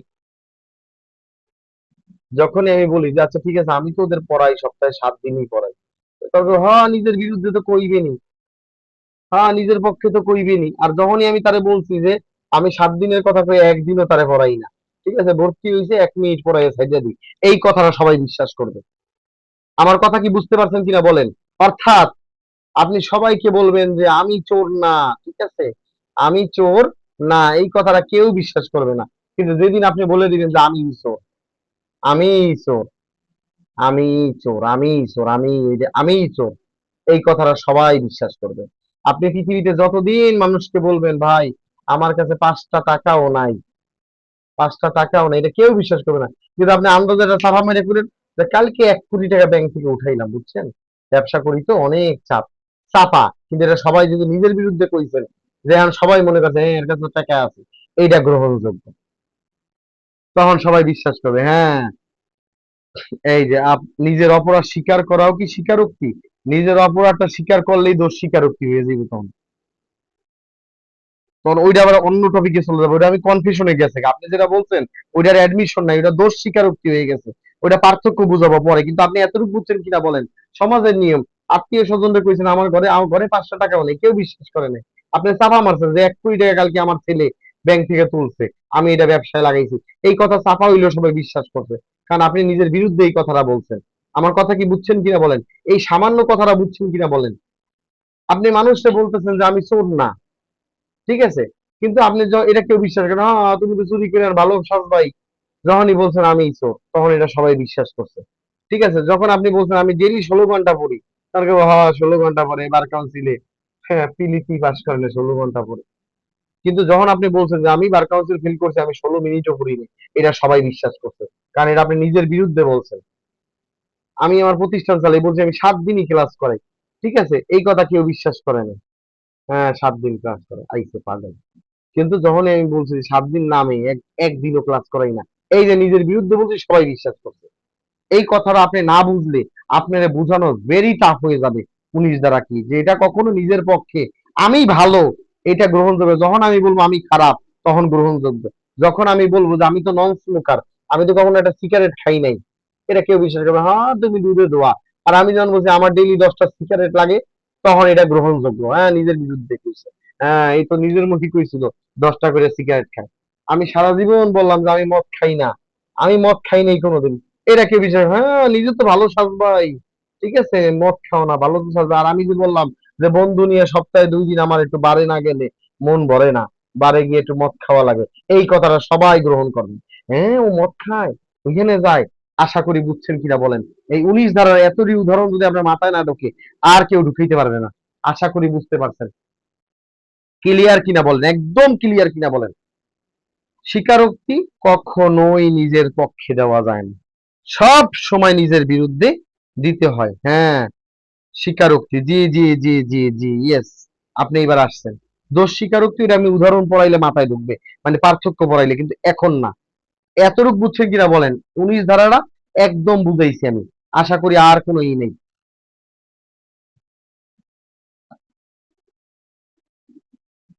এই ক্লিয়ার কিনা বলেন, 19 ধারা স্বীকারোক্তি কখনো নিজের পক্ষে দেওয়া যায় না, সর্বদা নিজের বিরুদ্ধেই দিতে হয়। এই যে আপনি একটা কথা বললেন যে হ্যাঁ আমি ব্যাংকে চাকরি করি, 50,000 টাকা বেতন পাই, আমি 50,000 টাকা বেতন পাই, ভালোই বউ বাচ্চা লয়ে আছি, আল্লাহ ভালো রাখছে আলহামদুলিল্লাহ, এই কথাটা কেউ বিশ্বাস করবে না। হ্যাঁ তো চাপা ছাড়বেই, 30,000 টাকা বেতন পাইলে আমি 50,000 পাইবো, মানে মানুষের কথা বুঝাচ্ছি, কথা বুঝছেন। কিন্তু যখনই আপনি বলছেন যে বেতন আল্লাহ আমাদের 25,000 পাই, আর এই যে চেক মেক মাঝে টেম্পারিং করি, এই কাস্টমার 2500 টাকা নেবে, আমি আরেকটা শূন্য বহাইয়া 25,000 উঠে ফেলাইছি, এরকম করে আমার আরো 25,000 আসে, আল্লাহ ভালোই চালাইতে আছে। এই যে এই কথাটা যদিও মিথ্যা কইছে, কিন্তু মানুষ সবাই বিশ্বাস করবে। আর 25,000 টাকা বেতন, উপরি আরো 25,000 কামায়। আমার কথা কি বুঝতে পারছেন কিনা বলেন। সমাজের দিকে যত তাকাবেন 19 ধারা আপনার তত আপন মনে হবে। সমাজের মানুষ তো এরকমই, যখনই বলবেন 5 টাকা নাই, কেউ বিশ্বাস করবে না। যখন চাপা মেরে করবেন আমার তো 1 কোটি টাকা আছে, সবাই সেটা বিশ্বাস করবে। কারণ স্বীকারোক্তি কখনো নিজের পক্ষে দেওয়া যায় না, সব সময় নিজের বিরুদ্ধেই দিতে হয়। এটা ক্লিয়ার কিনা আমাকে একটু ওকে বলে দেন, আমি এবার 21-এ চলে যাবো। আমার একটু সবাই সাইডা দেন, এবারে আমি 21-এ চলে যাই। সবাই ক্লিয়ার কিনা আগে বলেন, একদম ক্লিয়ার, পানি ক্লিয়ার কিনা বলেন। একদম দিলে হবে না, সবাই বলেন, সবাই বলেন, এটা পরীক্ষা আসবে, এজন্যই তো এত পড়াইতেছি। হ্যাঁ আচ্ছা ঠিক আছে, আশা করি সবাই বুঝতে পেরেছে, একটু বিরক্ত হন, কিন্তু এটা পরীক্ষায় গিয়ে অনেক কাজে লাগবে। হ্যাঁ মানুষ এই তো বুঝে গেছে, ইয়েস, মানুষ মন্দটাই বিশ্বাস করে। ইয়েস, আপনার 19 শেষ, আপনি চমৎকার ভাবে 19টা বুঝতে পারছেন আশা করি। এরা পরীক্ষা একটু পেঁচাইয়া দিলে আপনি আর ধরতে পারবেন না, এই জন্যই তো উদাহরণ দিয়ে দিয়ে পড়াই, যাতে প্যাচ না খান। হুম, আর এটা খালি বাসায় একটু জ্বালাই দিলেই আপনার অ্যাডমিশন শেষ। ঠিক আছে, এবার আসেন। ঠান্ডা মাথায় পড়েন, ঠান্ডা মাথায় লেখাপড়া করেন, সব হয়ে যাবে। তাড়াহুড়া করলে কিচ্ছু হবে না, তাড়াহুড়া করলে পরীক্ষা কিছু লেখা যায় না। এবার 19 শেষ, এইবার শুধু 20 ধারাটা হালকা একটু লিখে ফেলেন। 20 ধারাটা এটা অল্প একটু জন্য লেখেন, এই লাইনটা শুধু লিখে ফেলেন, এটা এত ইম্পর্টেন্ট না। এটা হচ্ছে ওই 20, ধারা 23, ধারা 31, এইগুলি এক লাইনে লিখে ফেলাইবেন। এগুলি খালি ধারা লিখবেন আর এক লাইনে লিখে ফেলবেন। একত্রে লেখেন। তথ্য সংগ্রহের উদ্দেশ্যে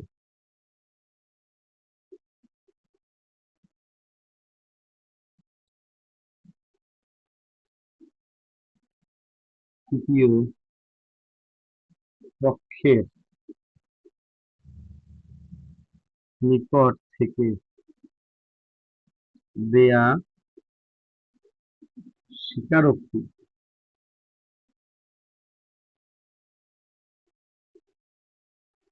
প্রাসঙ্গিক। শেষ।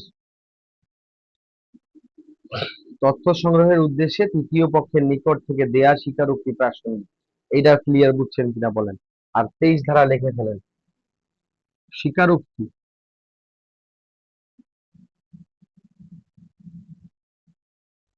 সর্বদা দেওয়ানি মোকদ্দমায় প্রযোজ্য।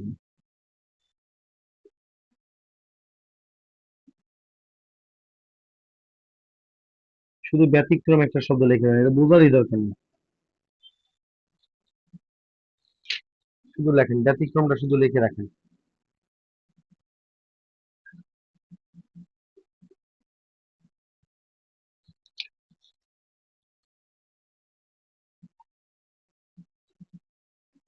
ব্যতিক্রম হচ্ছে স্বামী স্ত্রী। স্বামী স্ত্রী উইদাউট প্রিজুডাইস শর্ত। Without prejudice.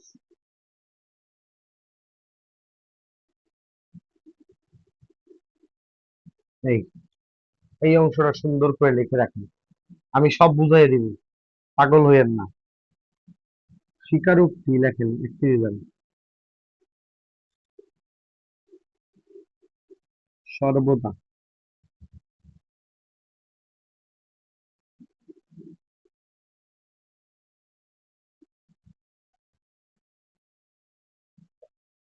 স্বীকারোক্তি সর্বদা স্টপেল হিসেবে কাজ করে। এই তিনটা একটু বুঝাইয়া দিই, সুন্দর করে লেখেন। এই কথাগুলো একটু ভালো করে খেয়াল করবেন।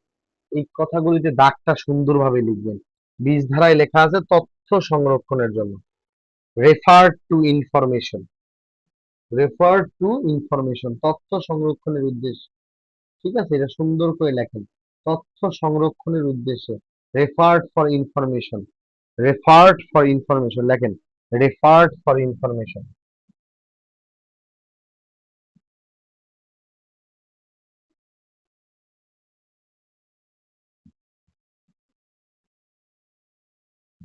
রেফার্ড ফর ইনফরমেশন, তথ্য সংরক্ষণের উদ্দেশ্যে। তথ্য সংগ্রহের উদ্দেশ্যে তৃতীয় পক্ষের লেখেন। তৃতীয় পক্ষের তথ্য সংগ্রহের উদ্দেশ্যে তৃতীয় পক্ষের নিকট থেকে তৃতীয় পক্ষের নিকট থেকে দেয়া স্বীকারোক্তি অ্যাডমিশন, এটা কি প্রাসঙ্গিক বা গ্রহণযোগ্য? এটা রেলিভেন্ট। রেলিভেন্ট অর্থাৎ তৃতীয় পক্ষের কাছ থেকে তথ্য সংগ্রহের উদ্দেশ্যে দেওয়া স্বীকারোক্তি প্রাসঙ্গিক। এটা হচ্ছে 20 ধারায় বলা আছে, আমি উদাহরণ দিয়ে বুঝিয়ে দিব। আগে এবার আসেন 23 ধারা। 23 ধারা লেখেন, এটা আমি পড়াইছি। অ্যাডমিশন স্বীকারোক্তি সর্বদা সিভিল মামলায় প্রযোজ্য। এটার ব্যতিক্রম হচ্ছে স্বামী স্ত্রীর উইদাউট প্রিজুডাইস সম্পর্ক। স্বামী স্ত্রী উইদাউট প্রিজুডাইস শর্ত, এটা হচ্ছে ব্যতিক্রম। আশা করি এটা বুঝতে পেরেছেন। এবং 31 দ্বারা বলা আছে স্বীকারোক্তি সর্বদা স্টোপেল হিসেবে কাজ করে। স্বীকারোক্তি সর্বদা স্টোপেল হিসেবে কাজ করে, এটা পড়াইয়া দিছি। আশা করি বুঝতে পেরেছেন। এবার আসেন একটু 20 ধারাটা বুঝাইয়া দিই আপনাকে। 20 ধারাটা বলতেছে যে তথ্য সংগ্রহের উদ্দেশ্যে তৃতীয় পক্ষের নিকট থেকে দেয়া স্বীকারোক্তি প্রাসঙ্গিক। তথ্য সংগ্রহের উদ্দেশ্যে, হ্যাঁ ওটা পরে বুঝাবো, আমি আগে 20টা বুঝাই নি সাইম সাহেব।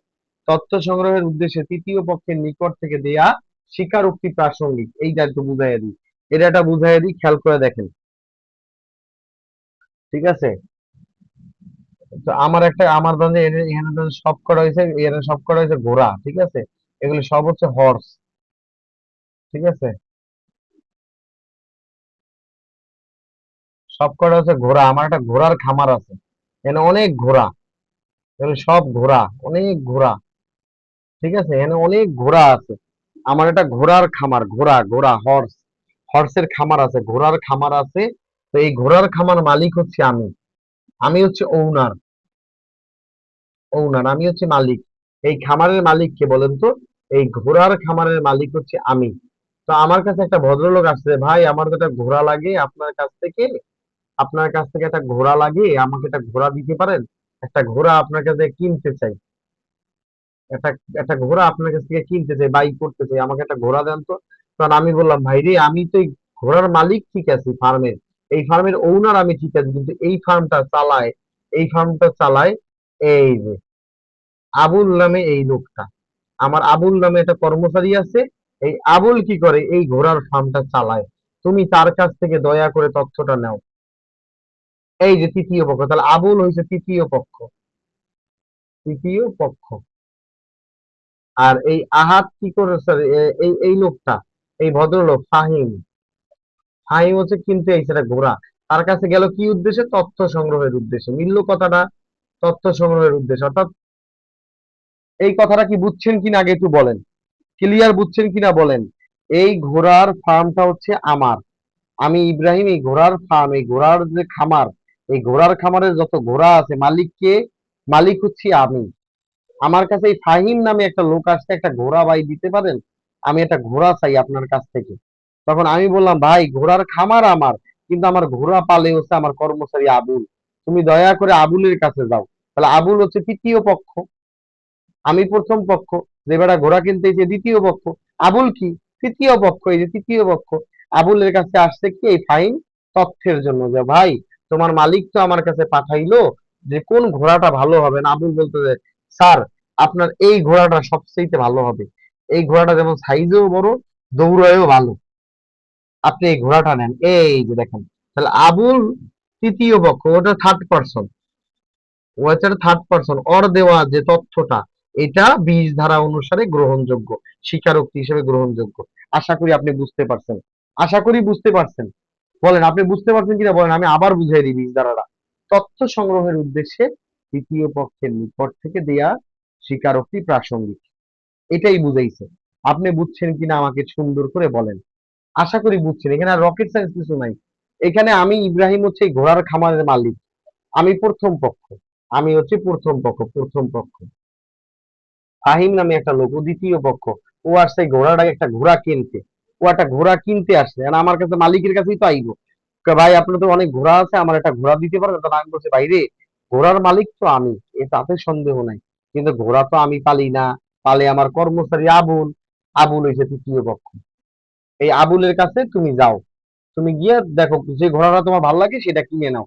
তো ফাহিম কি করছে, আবুলের কাছে আসছে যে, আবুল তোমার কাছে তোমার মালিক পাঠাইছে, আমি একটু তথ্যের জন্য তোমার কাছে আসছি, যে এই ঘোড়ার মধ্যে কোন ঘোড়াটা ভালো হবে, যেটা ভালো হবে সেটা আমি কিনবো।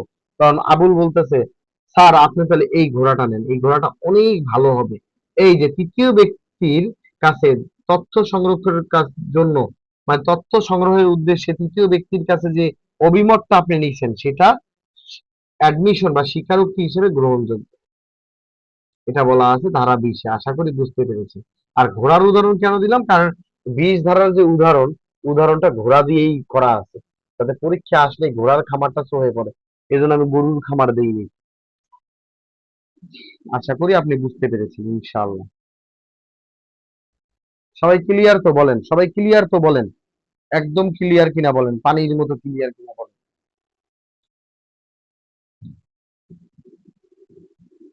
এই অংশটা 20 দ্বারা তো ক্লিয়ার নাকি? এবার আসেন 23 দ্বারা। 23 দ্বারা বলছে যে স্বীকারোক্তি সবসময় দেওয়ানি মামলায় চলে, শুধু স্বামী স্ত্রীর সম্পর্ক বাদে। স্বামী স্ত্রীর সম্পর্ক অর্থাৎ আদালত, পারিবারিক আদালতের এটা বিচার প্রক্রিয়া, এটা কোর্ট প্র্যাকটিসের অংশ। স্বামী স্ত্রী একে অন্যের গোপন তথ্য ফাঁস করতে পারবে না, এটা বলা আছে সাক্ষ্য আইনে। স্বামী স্ত্রী তার দাম্পত্য জীবনে, ধারা 120, ধারা 120-এ যান, আপনি ধারা 120-এ গেলে দেখবেন সাক্ষ্য আইনে ধারা 120-এ, স্বামী স্ত্রী দেওয়ানি ফৌজদারি উভয় মামলায় একে অন্যের হচ্ছে যোগ্য সাক্ষী। ঠিক আছে? এই ধারা 120-এর আলোকে আদালত, বিচারক যখন বলবে, এই তোমরা কিন্তু আজকে ডিভোর্স চাচ্ছ, কিন্তু তোমরা কিন্তু একসাথে স্বামী স্ত্রী ছিলা, বিচারক বলতেছে, এই তুমি যে ডিভোর্স চাচ্ছ, এককালে কিন্তু তোমরা দুজন স্বামী স্ত্রী ছিলা, ঠিক আছে, তোমাদের গোপন তথ্যগুলো আল্লাহর হস্তে প্রকাশ করিও না, তাহলে কিন্তু আমি এরা গ্রহণ করব না। এই যে আদালত যে একটা শর্ত দিয়ে দিল, এটাকে বলা হয় উইদাউট প্রিজুডাইস। এই তোমরা কিন্তু আগে স্বামী স্ত্রী ছিলা, এখন নয় ডিভোর্স চাইতেছো। তোমরা কিন্তু একসাথে অনেক সুন্দর জীবন কাটাইছো, ঠিক আছে, অনেক হাসি খুশি সময় একত্রে ছিলা। প্রকাশ্য আদালতে একজন আরেকজনের বিরুদ্ধে এমন কোনো কথা বললো না যেটা আইন বিরুদ্ধ এবং অত্যন্ত লজ্জাজনক, কলঙ্কজনক। এমন কোনো কথা আদালতে বলবা না। এই স্বামী স্ত্রীর মামলা আসলে পারিবারিক আদালতে, ঠিক আছে, এইটা ওইটা ওভাবেই বুঝাইছি, হ্যাঁ। লেখা পিলি ওই ঘটনা হচ্ছে যে তোমরা দুজন স্বামী স্ত্রী একে অন্যে অনেক সুন্দর সময় কাটাইছো, আজকে তোমরা ডিভোর্স চাচ্ছ, মানে আজকে তোমরা গভীর বন্ধু থেকে গভীর শত্রু হয়ে গেছো। এখন কিন্তু উল্টা পাল্টা কথা বলা যাবে না একজন আরেকজনের বিরুদ্ধে। এই যে বিচারক সতর্ক করে দিল, এটাকে বলা হয় উইদাউট প্রিজুডাইস। ঠিক আছে, এই হচ্ছে এটা। তখন স্বামী স্ত্রী যদি একে অন্যের বিরুদ্ধে কথা বলে, সেটা অ্যাডমিশন হিসেবে গ্রহণযোগ্য হবে না। আশা করি বুঝতে পেরেছেন। সেটা আদালত সাক্ষী হিসেবেও গ্রহণ করবে না, যদিও ঘটনা সত্য। এবার লেখেন, আর আর বিস্তারিত বুঝলেন না, আল্লাহর হস্তে যা বুঝছেন অনেক বুঝছেন। 31-এ লেখেন, স্বীকারোক্তি সর্বদা স্টোপেল হিসেবে কাজ করে। এই ছিল আমাদের এই কয়টা ব্যাপার। এখন আমরা 21-এ চলে যাব। আমরা 21-এ চলে যাব, 21। এগুলি সব ওই প্রশ্ন যখন আসবে সব লিখতে হবে। এগুলি লিখতে কতটুকু সময় লাগে, কয়েকটা লাইনেরই ব্যাপার। এগুলি সব লিখতে হবে। এইবার লেখেন 19-এর ব্যতিক্রম 21।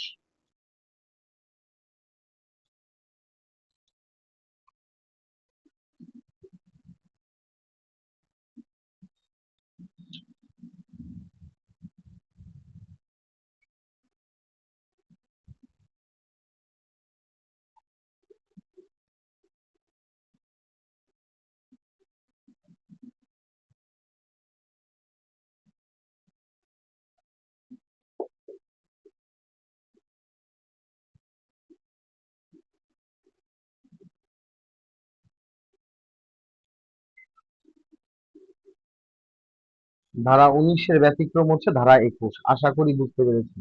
19-এর ব্যতিক্রম, 19-এ বলছিল অ্যাডমিশন সর্বদা, আগে 19টা আপনাকে একটু বুঝাই দিই। 19 আর 21 এর এই অংশটা একটু লেখেন, তারপর আমি একটা পার্থক্য আকারে লেখাই দিই। কিন্তু আপনারা ক্লাসটা বুঝছেন কিনা বলেন তো? অ্যাডমিশন থেকে যেভাবেই প্রশ্ন আসুক, একটা চমৎকার অ্যান্সার দেওয়া যাবে কিনা বলেন তো? আগে সেটা আমাকে একটু নিশ্চিত করেন যে স্যার অ্যাডমিশন থেকে একটা প্রশ্ন আসলে চমৎকার একটা অ্যান্সার লিখতে পারবো স্যার। এই জিনিসটা আমাকে একটু বুঝাই দেন। আপনি এই জিনিসটা আমাকে একটু বুঝাই দেন যে স্যার অ্যাডমিশন থেকে আপনি যেভাবেই একটা প্রশ্ন দিবেন আমি সুন্দর করে লিখতে পারবো ইনশাল্লাহ। এই গ্যারান্টিটা আমাকে একটু দিয়ে দেন, যে ক্লাসটা আপনার ভালো লাগছে কিনা সেটাও একটু দেখি। আপনি আপনি ক্লাসটা বুঝলেন কিনা সেটাও আমাকে একটু বুঝান।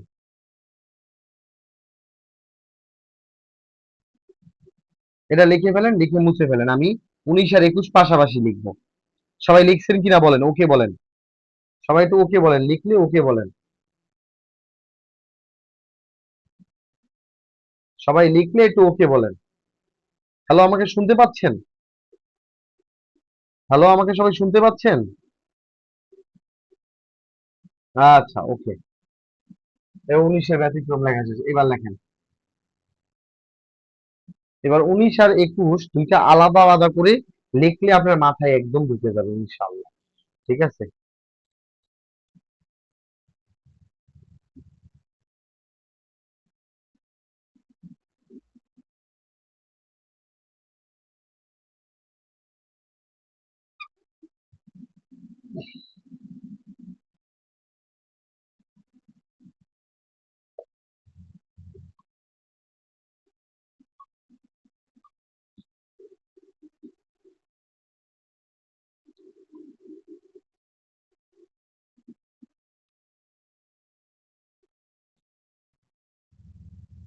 শীট পেয়ে যাবেন, শীট পেয়ে যাবেন।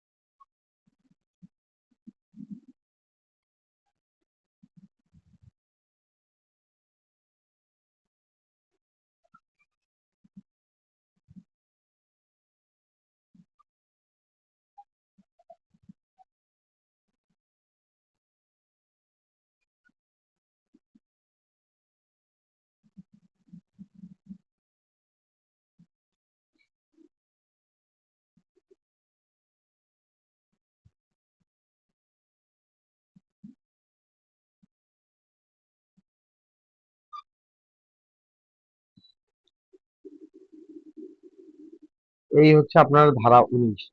স্বীকারোক্তি সর্বদা নিজের বিরুদ্ধে দিতে হয়, নিজের পক্ষে দেয়া স্বীকারোক্তির কোনো সাক্ষ্যগত মূল্য নেই। এই ছিল ব্যাপারটা।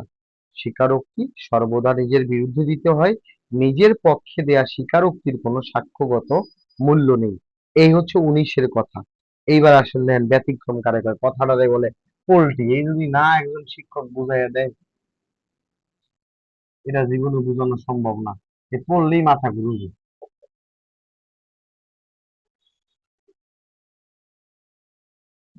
যা পড়াবো এর বাইরে বেশি পড়ার দরকার নেই, যতটুকু দিব অতটুকুই পড়বেন, এর বাইরে কোনো দরকার নেই।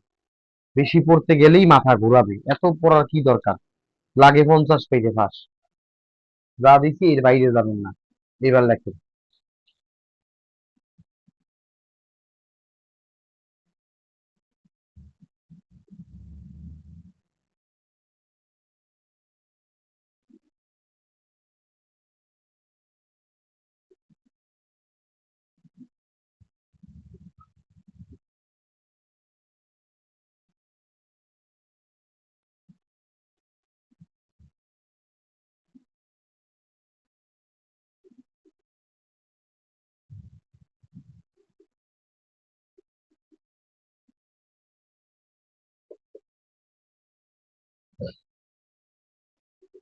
কথা কিছু মিল পান? এখানে লেখছে স্বীকারোক্তি সর্বদা নিজের বিরুদ্ধে দিতে হয়, দেখেন, নিজের বিরুদ্ধে দিতে হয়। আর এইখানে কথাটা উল্টাই দিচ্ছে, নিজের পক্ষে দেয়া স্বীকারোক্তি গ্রহণযোগ্য, ঠিক আছে, তবে তিনটা ক্ষেত্রে, সব সময় না। এটা হচ্ছে সাধারণ নিয়ম, লেখেন। এটাকে বলা হয় সাধারণ নিয়ম।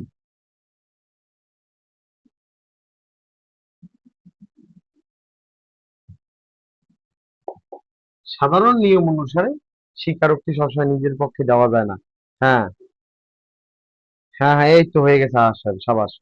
স্বীকারোক্তি সর্বদা সাধারণ নিয়ম অনুসারে নিজের পক্ষে দেওয়া যায় না, সবসময় নিজের বিরুদ্ধেই দিতে হয়। ঠিক আছে, নিজের বিরুদ্ধে দিতে হয়, নিজের বিরুদ্ধে, নিজের পক্ষে দেওয়া যায় না।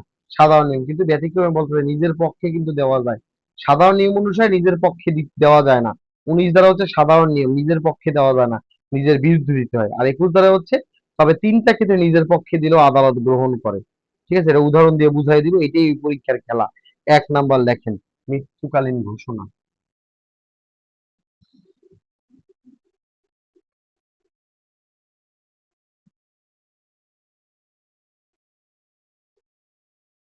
মৃত্যুকালীন ঘোষণা যেটাকে আমরা বলি ডাইং ডিক্লিয়ারেশন।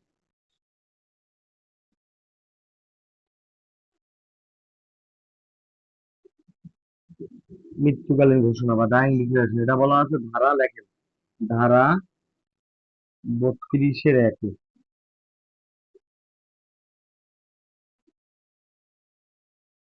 মৃত্যুকালীন ঘোষণা বা ডাইং ডিক্লারেশন লেখা আছে ধারা 32-এর 1-এ, সুন্দর করে লেখেন। মৃত্যুকালীন ঘোষণা বা ডাইং ডিক্লারেশন মানে মৃত ব্যক্তি তার মৃত্যুর আগে যে কথাটা বলবে, আদালত সে যদি নিজের পক্ষেও বলে আদালত সেটা গ্রহণ করবে। আশা করি বুঝতে পেরেছেন, মৃত্যুকালীন ঘোষণা। ঠিক আছে, এটা হচ্ছে ডাইং ডিক্লারেশন। মৃত্যুকালীন ঘোষণা যখন পড়াবো সেটা আরো, ওইটা কিন্তু বিশাল হট টপিক। সাক্ষ্য আইনে কিছু কিছু জিনিস আছে হট টপিক, এগুলি পড়াবো। সাক্ষ্য আইন দুই ভাবে কোশ্চেন করে, ফ্ল্যাট কোশ্চেন আর একটা হচ্ছে টিকা। টিকা দিলে মৃত্যুকালীন ঘোষণা দেয়, টিকা দিলে বোবা সাক্ষী দেয়, এগুলি সব পড়াই দিব। টিকা দিলে স্টোপেল দেয়। ঠিক আছে, সুন্দর করে লেখেন।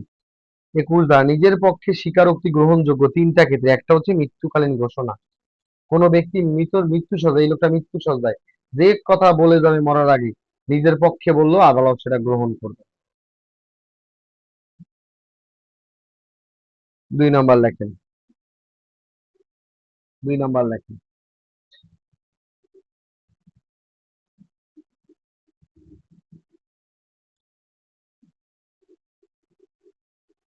যেমন শারীরিক ও মানসিক অবস্থা যখন মিথ্যা বলা প্রায় অসম্ভব।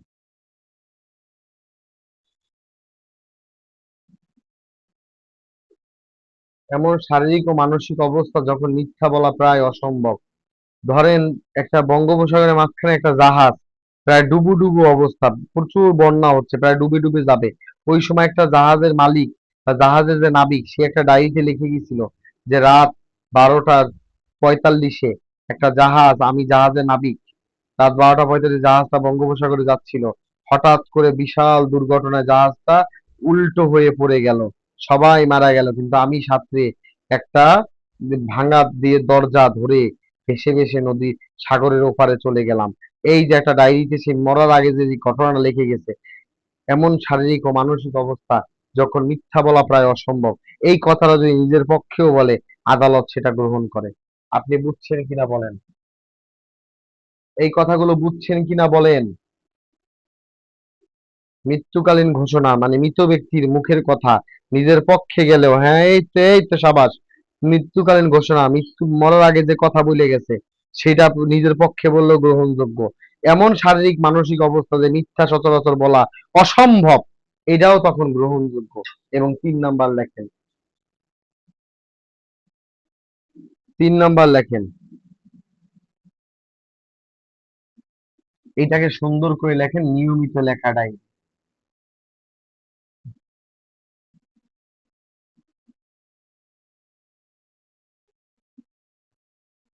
উদাহরণগুলি দিবেন, এটা যে উদাহরণ দিলেন মৃত ব্যক্তি।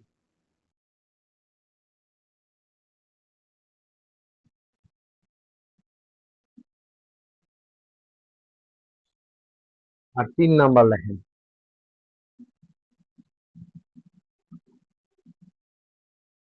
স্বীকারোক্তি হিসেবে প্রাসঙ্গিক নয়, অন্য ক্ষেত্রে প্রাসঙ্গিক।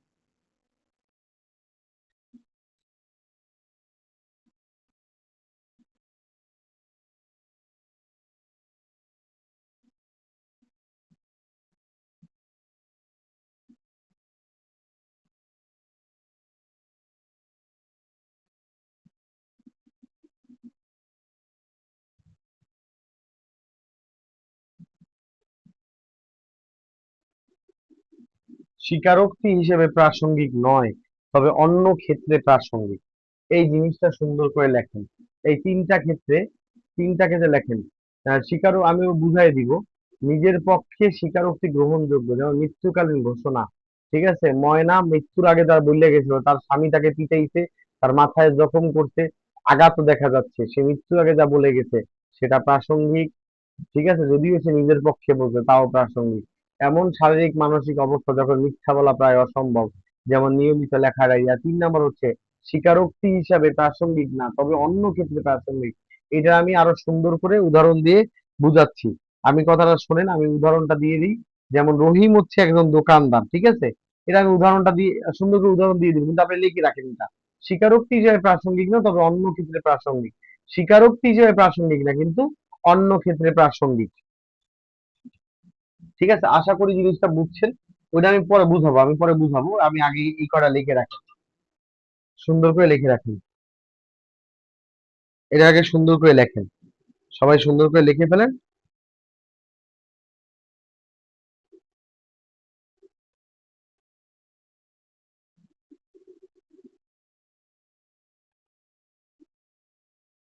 হুম, সবাই লিখে ফেলেন,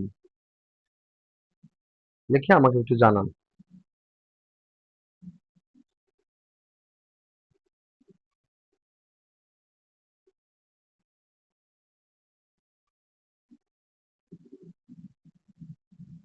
লেখা শেষ হলে আমাকে একটু বলেন যে স্যার ওকে, স্যার বুঝেছি, একটু কেউ বলেন কিছু, ওকে বলেন, কিছু বলেন, আমি মুছে ফেলবো।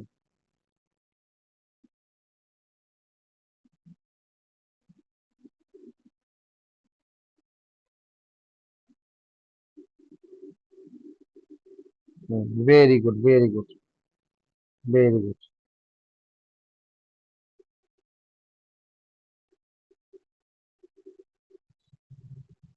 আচ্ছা,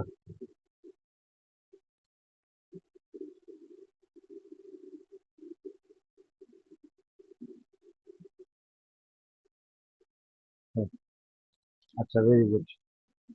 এবার লিখবেন স্বীকারোক্তি হিসেবে প্রাসঙ্গিক না, তবে অন্য ক্ষেত্রে প্রাসঙ্গিক। এই কথাটা একটু বুঝাই দিতে হবে আপনাকে। এগুলি প্রশ্ন পেঁচাইলেই আর বোঝা যায় না, অনেক কঠিন হয়ে যায় বোঝা। এগুলি একটু পেঁচালেই অনেক সমস্যা হয়ে দাঁড়ায়।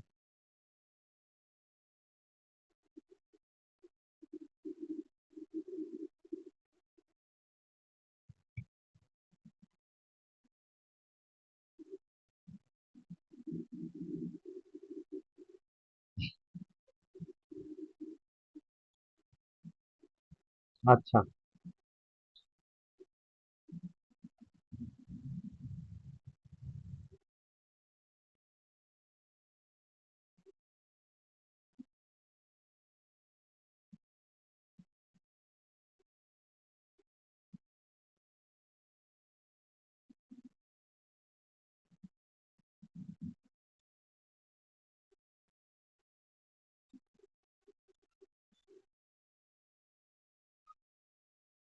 এটা একটা রহিমের ফলের দোকান।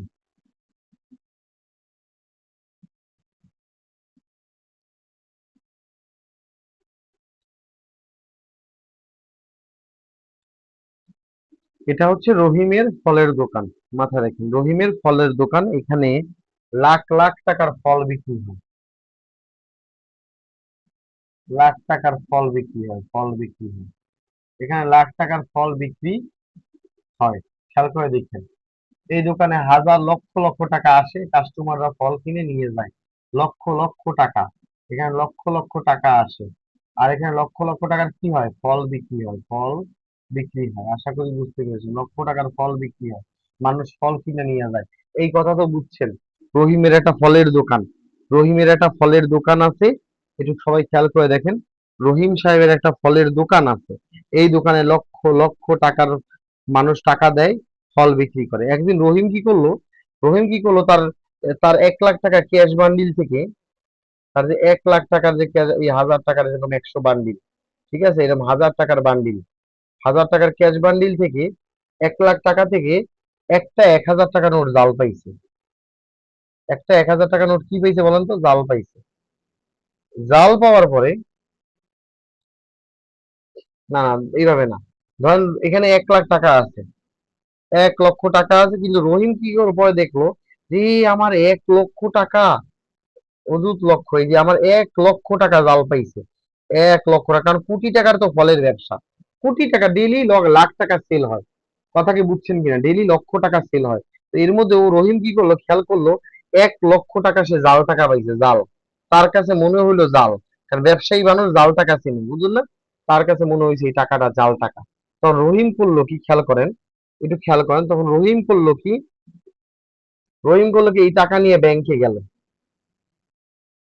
এই টাকা নিয়ে ব্যাংকে গেল, স্যার, ব্যাংকের একটা ম্যানেজারের কাছে গেছে। এই ম্যানেজার আর কারে বলবো, আহার সাহেব আছে, ব্যাংকে চাকরি করে। তো এই যে ব্যাংকের আহার সাহেবের কাছে গেছে রহিম, যে স্যার, আমি না এই ব্যবসা করি ফলের, কিন্তু এই 1 লক্ষ টাকা আমি না জাল পাইছি, দেখেন তো। তখন আহার সাহেব চেক করে বললো, হ্যাঁ, তোমার এই টাকাটা জাল, এই টাকাটা চাল। রহিম কি করলো পরে, দুঃখ ভারাক্রান্ত মন নিয়া ওই 1 লক্ষ টাকা কি করলো, তার ক্যাশ কাউন্টারে রাখিয়া দিল। 1 লক্ষ টাকা, ধুর শালা, 1 লাখ টাকা জাল টাকা ক্যাশ কাউন্টারে থুয়ে দিছে। আল্লাহর হুকুমে পরের দিন পুলিশ এসে রহিমের কাছে, কিরে, তোর কাছে নাকি 1 লক্ষ, পুলিশ এসে ওর দোকান রেন্ট করতে। ধরেন ম্যাজিস্ট্রেট আছে, এটা ফলের দোকান তো, খাদ্যমান নিয়ন্ত্রণের জন্য ম্যাজিস্ট্রেট আছে রেন্ট করতে। ম্যাজিস্ট্রেট আইয়া দেখে, ওর পুলিশ সহ দেখলো যে ওর ক্যাশের ভিতরে 1 লক্ষ টাকা জাল। এখন ম্যাজিস্ট্রেট বলতেছে, এই বেয়াদবটারে অ্যারেস্ট কর, ও ফলের ব্যবসার পাশাপাশি জাল টাকার কি করতেছে, ব্যবসা করতেছে। তখন রহিম বলল, স্যার স্যার, আপনি আমারে দোষী করেন না স্যার, বিশ্বাস করেন, আমি কালকে 1 লাখ টাকা নিয়ে এই ব্যাংকের ম্যানেজার আহার সাহেবের কাছে গেছি। আহার সাহেব বলছে এই টাকাটা জাল। বিশ্বাস না হলে আপনি আহার সাহেবকে ডেকে আনেন। তাহলে দেখেন, যেই বক্তব্যটা স্বীকারোক্তি হিসেবে প্রাসঙ্গিক না, অন্য ক্ষেত্রে প্রাসঙ্গিক, আহার সাহেবের বক্তব্য কেমনে জানি ওনার পক্ষে সাক্ষী হিসেবে আইলো না। উনি কিন্তু আসলে ওই নিয়তে যায় নাই। ওনার নিয়ত কিন্তু স্বীকারোক্তির নিয়তে কিন্তু যায় নাই। ওনার নিয়তটা কিন্তু স্বীকারোক্তি হিসেবে যায় নাই, মানে স্বীকারোক্তির নিয়তে রহিম কিন্তু আহার সাহেবের কাছে যায় না। কিন্তু কেমনে জানি দৈব ভাবে আহার সাহেবের এই কথাটা আজকে তার বিপদের জন্য নাজাতের কারণ হয়ে গেল না। অর্থাৎ স্বীকারোক্তি হিসেবে প্রাসঙ্গিক না, তবে অন্য ক্ষেত্রে প্রাসঙ্গিক এমন বক্তব্য নিজের পক্ষে দেওয়া যাবে। আশা করি বুঝছেন কিনা বলেন। এটা একটু বুঝছেন কিনা, মানে এটা বুঝাইতে একটা মানুষের জান বাইরে জায়গা, এটা একটা টাফ জিনিস। আপনি বুঝছেন কিনা বলেন। এই রহিম কোনোদিন কল্পনাও করে না যে আহার সাহেবের এই বক্তব্যটা পুলিশের হাত থেকে তারা বাঁচানোর জন্য যথেষ্ট হবে। অর্থাৎ এই তার স্বীকারোক্তি হিসেবে সে ওইটা যায় নাই। স্বীকারোক্তি হিসেবে প্রাসঙ্গিক না, কিন্তু অন্য ক্ষেত্রে প্রাসঙ্গিক। আমি গল্পটা আবার একটু বলতেছি। রহিম সাহেবের একটা রহিম সাহেবের একটা ফলের দোকান আছে, লক্ষ লক্ষ টাকার ফল বিক্রি হয়। এখন বেচারা লক্ষ লক্ষ টাকা ফলে বিক্রি হয়, মানে কি 7, 8, 10, 20 লাখ টাকা সেল হয়। কথার কথা ধরেন, বড় ফলের আড়ত ধরেন, ঠিক আছে, ওইখানে কি করলো, 1 লক্ষ টাকা ক্যাশ পাইলো জাল। তার সে ব্যবসায়িক মানুষ, তার কাছে মনে হলো জাল টাকা। সে এইটা নিয়ে একটু তথ্যের জন্য গেল আহাজ সাহেব, ব্যাংকে চাকরি করে, তার কাছে। আহাজ সাহেব বললো, হ্যাঁ রহিম সাহেব, এই টাকাটা জাল। সে কি করলো, ওই টাকা ফেরত নিয়ে মনের দুঃখে ক্যাশ কাউন্টারে ফালাই দিয়েছে। পরের দিন ম্যাজিস্ট্রেট আসছে এই দোকান রেন্ট করতে, ম্যাজিস্ট্রেট পুলিশও আছে, সার্চ করতে গিয়ে দেখলো কি, সিন্ধুক খুলে দেয় 1 লাখ টাকা জাল। এখন পুলিশে বলতে, স্যার স্যার, এই শয়তানটারে অ্যারেস্ট করেন, ও ফলের ব্যবসার পাশাপাশি জাল টাকারও ব্যবসা করে, আর ধরে নিয়ে দিতেছেন পুলিশে কিন্তু। আর রহিম সাহেবের হাতে হাত করা অলরেডি পড়ায় বলাইছে। রহিম সাহেব চোখের পানি ফেলে বলতেছে, স্যার আমারও তো নিবেন, আগে আমার কথাটা তো একটু শোনেন। তা বল তুই। স্যার বিশ্বাস করেন, এই 1 লাখ টাকা নিয়ে স্যার কালকে ব্যাংকে গেছি। ব্যাংকে গিয়ে ওই ব্যাংকের ম্যানেজার আহাদ নামে একটা লোক আছে, ওই স্যার আমাকে বলছে এই 1 লক্ষ টাকা জাল। বিশ্বাস না হইলে আপনি আহাদ সাহেবের কাছে একটু একবার যান, ও যদি এই কথাটা না বলে তো আপনি আমার অ্যারেস্ট করে নিয়ে যান, আমি জেল জরিমানা দিতে রাজি আছি। তাহলে দেখেন, রহিম কিন্তু ওর কাছে স্বীকারোক্তির জন্য যায় নাই, কিন্তু আল্লাহর হুকুম, আহাজ সাহেবের এই ঘটনা আজকে তার জন্য স্বীকারোক্তি হিসাবে প্রাসঙ্গিক হয়ে গেছে। অর্থাৎ স্বীকারোক্তি হিসেবে গ্রহণযোগ্য না, তবে অন্য ক্ষেত্রে গ্রহণযোগ্য। এমন স্বীকারোক্তি নিজের পক্ষে দেওয়া যায়। এই জিনিসটা বুঝছেন কিনা বলেন। এবার সবাই বলতে হবে ইয়েস নো, সবাই বলতে হবে। একটু প্যাচ আছে, রেকর্ড ক্লাসটা আবার একটু দেখেন, একটু বুঝছেন কিনা ইয়েস নো বলেন। একদম মাথায় ঢুকছে কিনা। রহিম কিন্তু কোনোদিন আহার সাহেবের কাছে যায় না স্বীকারোক্তির জন্য, কিন্তু তার এই বক্তব্যটা, তার জাল টাকার যে স্বীকৃতিটা, এটা তার জন্য একটা নাজাতের উসিলা হয়ে গেছে। আশা করি বুঝতে পেরেছেন। এরকম আমাদের জীবনে অনেক সময় হয়, অনেক সময় হয়। যেমন অনেক সময় হয় কেমন, কথার কথা, এটা আমি আইনের বাইরে বুঝাবো একটু, আইনের বাইরে বুঝাবো। ধরেন, আইনের বাইরে বুঝাবো, ধরেন রাস্তায় একটা ছাতা পরা পাইছেন আপনি, রাস্তায় একটা ছাতা পরা পাইছেন, ধরেন একটা ছাতা পরা পাইছেন রাস্তায়। তখন আপনি বললেন, আপনি রাস্তা দিয়ে হাইটে দিতেছেন, ধরেন আমি একটা উদাহরণ দিয়ে বুঝাই। ধরেন রাস্তা দিয়ে আপনি হাইটে দিতেছেন, দেখেন একটা ছাতা পরা, একটা পরা ছাতা যদি, একটা ভালো একটা সুন্দর একটা ছাতা যদি রাস্তায় পড়ে থাকে, কার মন চাই ছাতাটা ফালাই যাইতে? আগে আমাকে এই কথার উত্তর দেন, ইয়েস নো বলেন না, আগে একটু বলেন প্লিজ, আমাকে একটু বলেন। আপনি রাস্তা দিয়ে হেঁটে যাচ্ছেন, একটা সুন্দর ছাতা রাস্তায় পড়ে আছে, কার মন চাই ছাতাটা ফালাই আসি চলে যায়? কেউ মন চাইবে? আপনার মন চাইবে? বলেন, বলেন না কেন, আপনার মন কি চাইবে? রাস্তায় একটা সুন্দর একটা ছাতা পড়ে আছে, লাল টুকটুকে ছাতা, আপনি তো চোর না, কিন্তু আমি বললাম আপনারে, আপনার কি মন চাইবে ওই ছাতা পাড়াইয়া চলে যাই? তখন আপনি কি করছেন, স্বাভাবিকভাবে ওই ছাতাটা নিচ্ছেন। একটু কমেন্ট করেন। আমি আমি আপনাদের সাথে কথা বলতেছি, একটু কমেন্ট করেন। রাস্তায় একটা ছাতা পড়া পাইছেন, আপনার কি মন চাইবে এই ছাতাটা রাস্তায় পড়ে যাও? অবশ্যই নিয়ে যাবে, এই তো, অবশ্যই নিয়ে যাবে। তখন আপনি কি করলেন, ছাতাটা হাতে করে নিলেন। আল্লাহর হুকুমে বৃষ্টিও পড়া শুরু করছে, আল্লাহর হুকুমে কি করছে, বৃষ্টিও পড়া শুরু, তখন আপনি কি করছেন, ওই ছাতাটা খুইলা লাইছেন। তখন এই ছাতা আপনার জন্য ঢাল হিসেবে কাজ করছে। ঠিক তেমনি এই ঘটনাটা এরকম হয়েছে।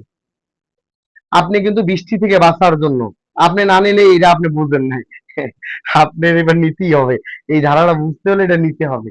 আচ্ছা, আপনি নিয়েন না, কিন্তু আজকে ধারাটা বোঝার লেগে নেন। এই বেটা রাস্তায় ছাতা পরা পাইছে, সে এত সুন্দর ছাতা নিয়ে গেল, তাক মালিক পাইলে দিয়ে দিব, নাহলে আমার কাছে থাকলো। কিন্তু ও তো বৃষ্টি থেকে বাঁচার উদ্দেশ্যে সেটা নেয় নাই। বৃষ্টি হইছে, বৃষ্টি, আরে ভাই এখন নেন, নিয়া এই ধারাটা বুঝেন।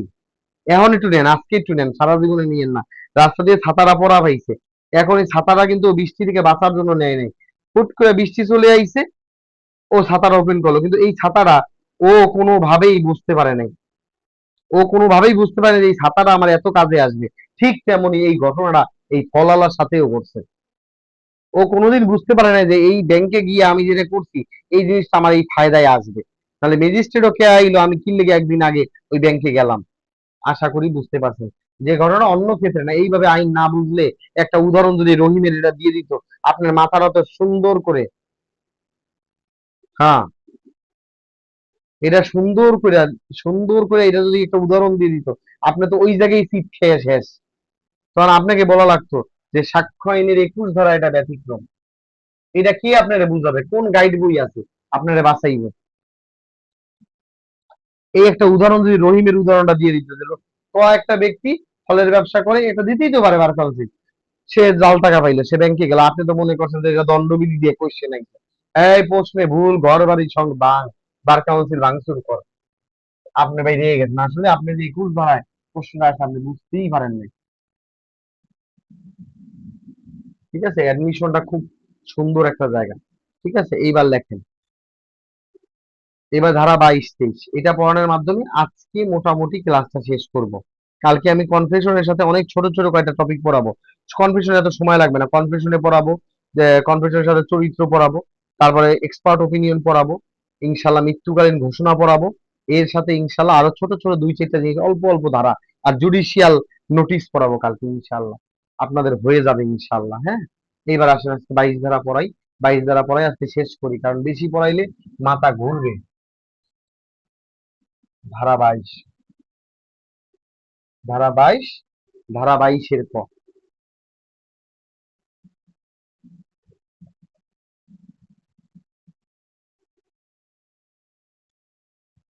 আজকে ঘরে বসে গবেষণা করেন, অ্যাডমিশন কনফিউশন, অ্যাডমিশনটা গবেষণা করেন, ঠিক আছে। ঘরে বসে তো গবেষণা করেন, আগে এই জিনিসটা শেষ করি। কালকে অ্যাডমিশন কনফিউশন আরো ছোট ছোট কয়েকটা জিনিস এক ধসায় শেষ করে দিবি ইনশাল্লাহ। আজকে অ্যাডমিশনটা পড়ানোর একটু টাফ ছিল, অ্যাডমিশনটা না বুঝলে কোনোভাবে কনফিউশন পড়ানো যাবে না,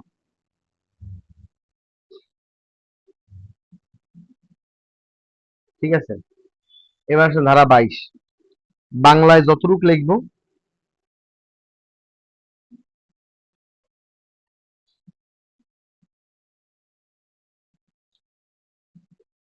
লেখেন।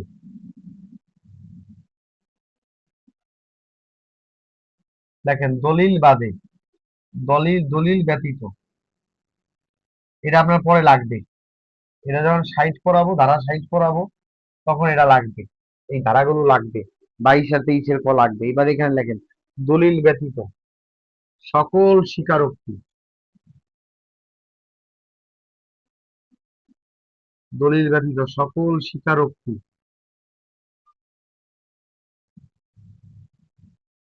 মৌখিকভাবে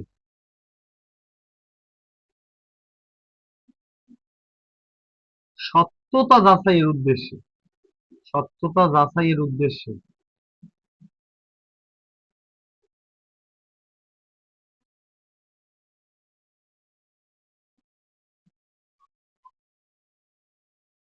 প্রাসঙ্গিক। শেষ কথা, আর নাই। 22 দ্বারা এর চেয়ে আর সহজভাবে লেখা যায় না, আপনি আর এইভাবে লিখেন, এর চেয়ে বেশি লেখেন। দলিল ব্যতীত সকল স্বীকারোক্তি, মানে ইট মিনস সকল অ্যাডমিশন, মানে দলিল বাদে, দলিল প্রমাণ বাদে,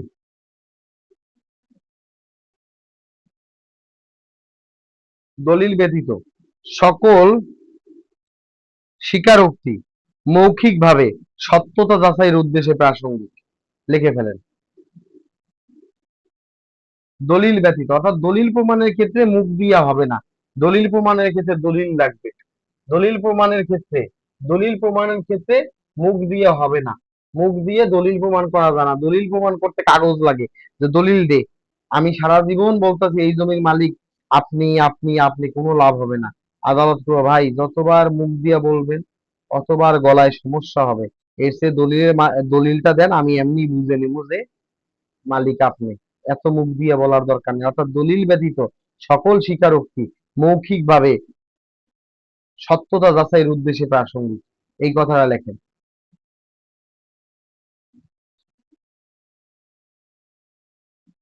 না না, এই কথাটা আরেকটু সুন্দরভাবে লেখেন, এটা হয় নাই। এই কথাটা এভাবে লেখেন, দুইটা পয়েন্টে লেখেন, সরি এইভাবে লেখেন, এটা এইভাবে লিখেন না, ঠিক আছে। এই দেখেন, দলিল ব্যতীত সকল স্বীকারোক্তি মৌখিকভাবে প্রাসঙ্গিক, এই কথাটা লেখেন। এইবার হবে, লেখেন। এই প্রথম পয়েন্ট লেখেন, এই প্রথম পয়েন্টটা লেখেন 22-এ, দলিল বাদে, কারণ দলিল প্রমাণ করতে গেলে দলিল লাগবে, মুখ দিয়ে বললে হবে না। দলিল বাদে সকল স্বীকারোক্তি মুখ দিয়ে বলা যায়। হ্যাঁ হ্যাঁ, এই তো, হ্যাঁ হ্যাঁ, দলিল ব্যতীত সকল স্বীকারোক্তি মৌখিকভাবে প্রাসঙ্গিক, তবে, তবে দলিলের সত্যতা যাচাইয়ের জন্য মৌখিক স্বীকারোক্তি দেওয়া যাবে,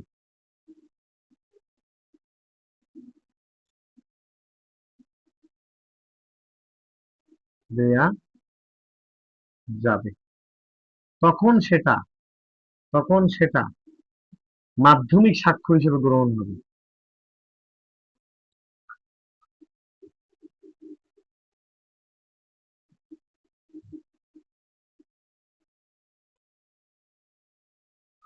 এই কথাটা সুন্দর করে লেখেন, আমি বুঝাই দিব আপনাকে। আগে লেখেন সুন্দর কথা, 22 ধারাটা আগে লিখে ফেলেন, আমি পরে বুঝাবো আপনাকে।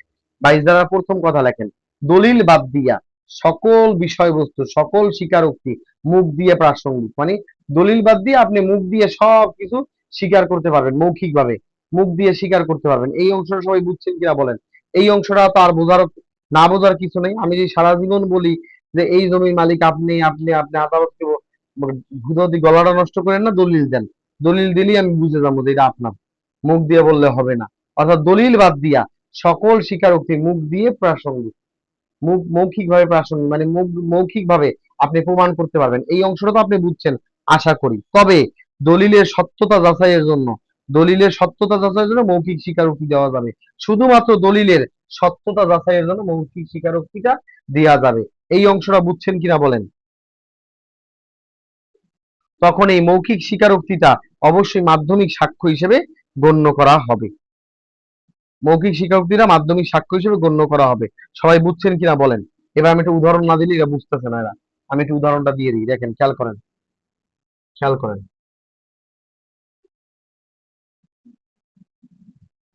দেখেন এটা একটা জমি, হ্যাঁ, এটা একটা জমি, খেয়াল করেন, এটা একটা জমি, খেয়াল করেন, এটা একটা জমি। এখন আমি আদালতে চিল্লাইয়া বলতে আছি যে এই জমির মালিক হচ্ছে রনি, রনি, রনি, এই জমির মালিক হচ্ছে রনি, রনি, রনি। আমি এটা চিল্লাই আদালতে খালি বলতেই আছি। আদালতে বিচারক কানে হাত দিয়ে কয়, বিচারক কানে আঙ্গুল দিতে কয়, তুই চুপ থাক, তোর লেগে তো আমার এজলাসটা নষ্ট হইলো রে, তুই চুপ থাক, তোর এই মুখটা গলাটা বন্ধ কর, তুই দলিল দে। দলিল দিলে আমি এমনি বুঝে যাবো যে এই জমি মালিক রনি। তুই দলিল দে, মুখ দিয়ে কথা বলিস না। অর্থাৎ পৃথিবীর সকল দলিল বাদে, এই যে দলিল বাদে, দলিল বাদে সকল স্বীকারোক্তি, অল অ্যাডমিশন, সকল স্বীকারোক্তি মৌখিক ভাবে প্রমাণ করা যাবে। সকল স্বীকারোক্তি কি মৌখিক ভাবে প্রমাণ করা যাবে, মুখ দিয়ে প্রমাণ করা যাবে, মৌখিক ভাবে প্রমাণ করা যাবে, প্রমাণ করা যাবে। এটা আপনাকে আরো সামনে বুঝাবো, আপনি এতটুকু আগে বুঝেন। দলিল বাদ দিয়ে সকল স্বীকারোক্তি মৌখিক ভাবে প্রমাণ করা যাবে, এতটুকু তো বুঝছেন ইনশাল্লাহ? এই জিনিসটা তো বুঝছেন, দলিল বাদ দিয়ে সকল স্বীকারোক্তি মৌখিক ভাবে প্রমাণ করা যাবে। এই জমি মালিক রনি, রনি, এটা করে লাভ নাই। তুমি দলিল দাও, দলিল দিলে আমি এমনি বুঝে যাবো এই জমির মালিক রনি। আদালতের কথা এইটা, যে দলিল বাদ দিয়া সকল স্বীকারোক্তি মৌখিক ভাবে প্রমাণ করা যাবে। এটা বুঝছেন কিনা বলেন? এটা বুঝছেন কিনা বলেন? দলিল ব্যতীত সকল, এই এটা কমেন্টও করে না, এটা কমেন্টও করে না যে আমি বুঝছি না বুঝি নাই। দলিল বাদে সকল, দলিল বাদে স্বীকারোক্তি মৌখিক ভাবে প্রমাণ করা যাবে, এটা ওই যে শেষ কথা। এইবার দেখেন, এইবার আপনি একটু খেয়াল করেন, এগুলি না বুঝলে পরীক্ষা যে কি করটা খাইবেন।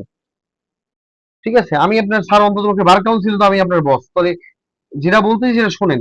দলিল বাদে সকল স্বীকারোক্তি মৌখিক ভাবে প্রমাণ করা যাবে। তবে এখানে একটা কথা আছে, তবে দলিলের সত্যতা, দলিলের সত্যতা, দলিলের সত্যতা যাচাইয়ে মৌখিক সাক্ষী গ্রহণযোগ্য।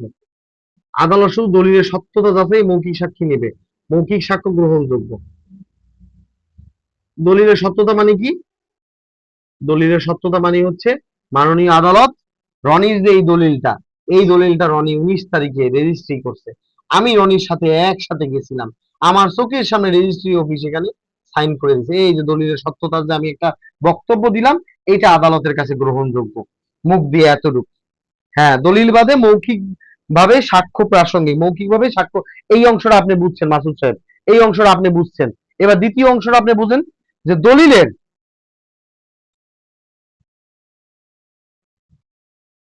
হ্যাঁ আচ্ছা লেখেন, লেখেন, লেখেন, সরি, কেউ মাইন্ড করেন না, সরি।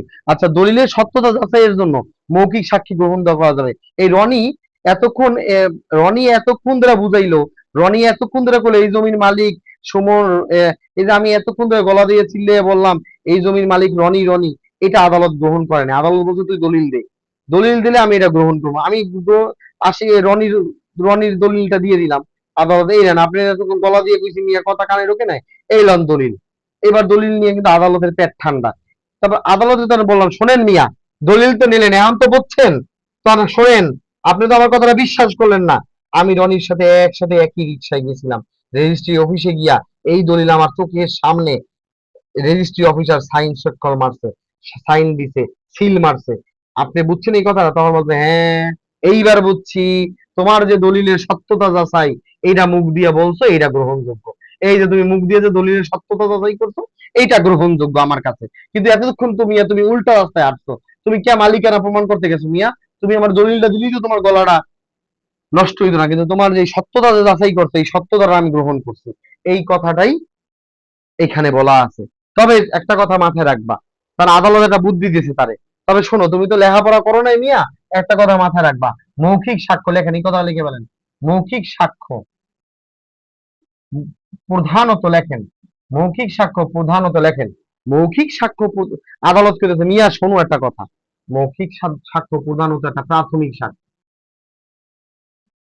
মৌখিক সাক্ষ্য প্রধানত একটা প্রাথমিক সাক্ষ্য। তবে তবে দলিল প্রমাণের ক্ষেত্রে তা হয়ে যায় লিখিত। দলিল প্রমাণের ক্ষেত্রে, দলিল প্রমাণের ক্ষেত্রে তা মাধ্যমিক সাক্ষ্য হয়ে যায়। অর্থাৎ দলিল প্রমাণের ক্ষেত্রে যখন মুখ ব্যবহার করবেন, মুখ দিয়ে কিছু বলতে চাইবেন, তখন সেটা মাধ্যমিক সাক্ষ্য হয়ে যাবে।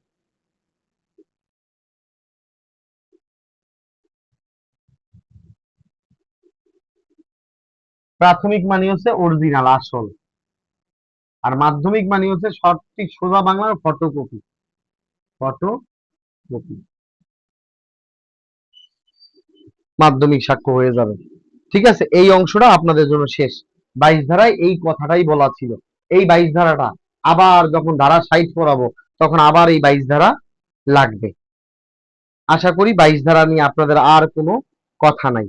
এবার 22-এর কটা বুঝিয়ে দিই, আপনারা সবাই বুঝছেন কিনা বলেন। আমি লাস্ট একটু একবার আপনাদের একটু বলে দিই। আর 10টা মিনিট ক্লাস আছে, আমি আর একটু বার বুঝিয়ে দিই, কারণ অ্যাডমিশন না বুঝলে কনফিউশন কোনো আমলে বোঝা যাবে না। 22 ধারায় লেখছে, দলিল ব্যতীত সকল স্বীকারোক্তি মুখ দ্বারা প্রাসঙ্গিক, মৌখিক সাক্ষ্য প্রাসঙ্গিক, তবে দলিলের সত্যতা যাচাইয়ের ক্ষেত্রে মৌখিক সাক্ষ্য দেওয়া যাবে, তবে সেটা মাধ্যমিক সাক্ষ্য হিসেবে গণ্য হবে। এই অংশটাই ছিল। তারপর লেখছে, মাথায় রাখবেন, মৌখিক সাক্ষ্য প্রধানত প্রাথমিক সাক্ষ্য হিসেবে গ্রহণ, মৌখিক সাক্ষ্যটা মূলত প্রাথমিক সাক্ষ্য, অরিজিনাল আসল, কিন্তু দলিল প্রমাণের ক্ষেত্রে এরা হয়ে যায় নকল।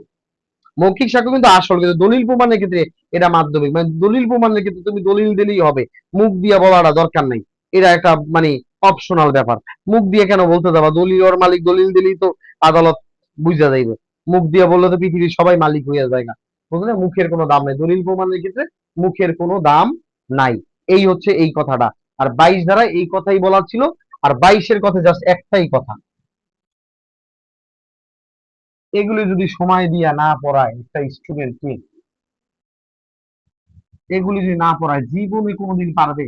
এটা একটা হিউজ স্ক্যাম। এটা একটা হিউজ স্ক্যাম যে একটা টিচার তার স্টুডেন্টকে গোড়ার গর্থ দিয়ে তারে বুঝাই আনতেছে না। এটা যে বিশাল একটা স্ক্যাম, এটা স্টুডেন্টও বোঝে না। এই যে ফু দিলে তো 6টা দ্বারা হয়ে যায়, কেন আমার এখানে 2 ঘন্টা সময় গেল?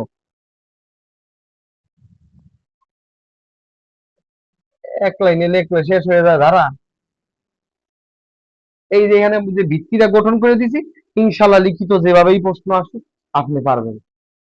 আর সাক্ষ্য আইনটা একটু ডিপ থেকে কোশ্চেন করে, এজন্যই তো পড়াই এইভাবে। এবার লেখেন ডিজিটাল রেকর্ড, এখানে আর কিছুই নাই। ডিজিটাল রেকর্ড, এই যে ডিজিটাল রেকর্ড, একই পেশাল, খালি দলিল বাদে, ওই দলিল শব্দটা বাদ দিয়ে ওই দলিলের জায়গায় ডিজিটাল রেকর্ড খালি বসাই দিবেন, বাকি সব একই খেলা। ডিজিটাল রেকর্ডও কি বলেন তো? ডিজিটাল রেকর্ড, ঠিক আছে, ডিজিটাল রেকর্ড বাদে সকল স্বীকারোক্তি মৌখিক সাক্ষ্য দ্বারা প্রমাণ করা যায়। ডিজিটাল রেকর্ড বাদে সকল স্বীকারোক্তি মৌখিক সাক্ষ্য হিসেবে প্রমাণ করা যায়। এটা কি বুঝছেন সবাই? আবার এটা বুঝলেন না যে স্যার এটা আবার কি লেখলেন ডাক দিয়া? এটা আরবিও লেহিনি, উর্দুও লেহিনি। ঠিক আছে, এটা হচ্ছে তেলাপোকার লেখা।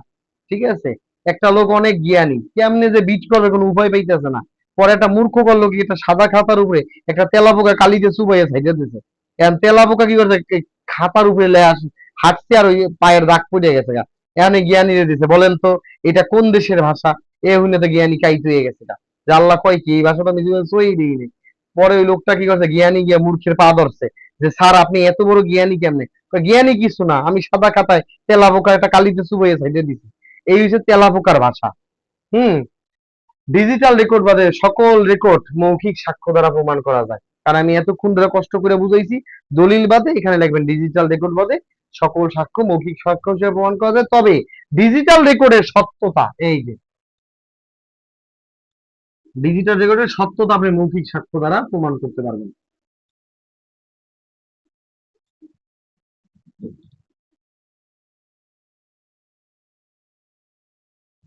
মৌখিক স্বীকারোক্তি গ্রহণযোগ্য শুধু সত্যতা প্রমাণের ক্ষেত্রে। যে মাননীয় আদালত, এই যে মেমোরি কার্ডটা যে দেখছেন, এই মেমোরি কার্ডটা আসলেই রতনের মোবাইল থেকেই নেয়া। এই যে মেমোরি কার্ডটা আপনি দেখছেন, এই মেমোরি কার্ডটা যে এই মেমোরি কার্ডটা হচ্ছে কত জিবি মেমোরি কার্ড? 2 জিবি।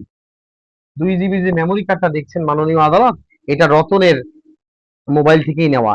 এই কথাটা, এই যে এই কথাটা শুধু সত্যতা যাচাইয়ের জন্য মুখের কথা গ্রহণযোগ্য, অন্যথায় ডিজিটাল রেকর্ডও মৌখিক সাক্ষ্য গ্রহণযোগ্য না।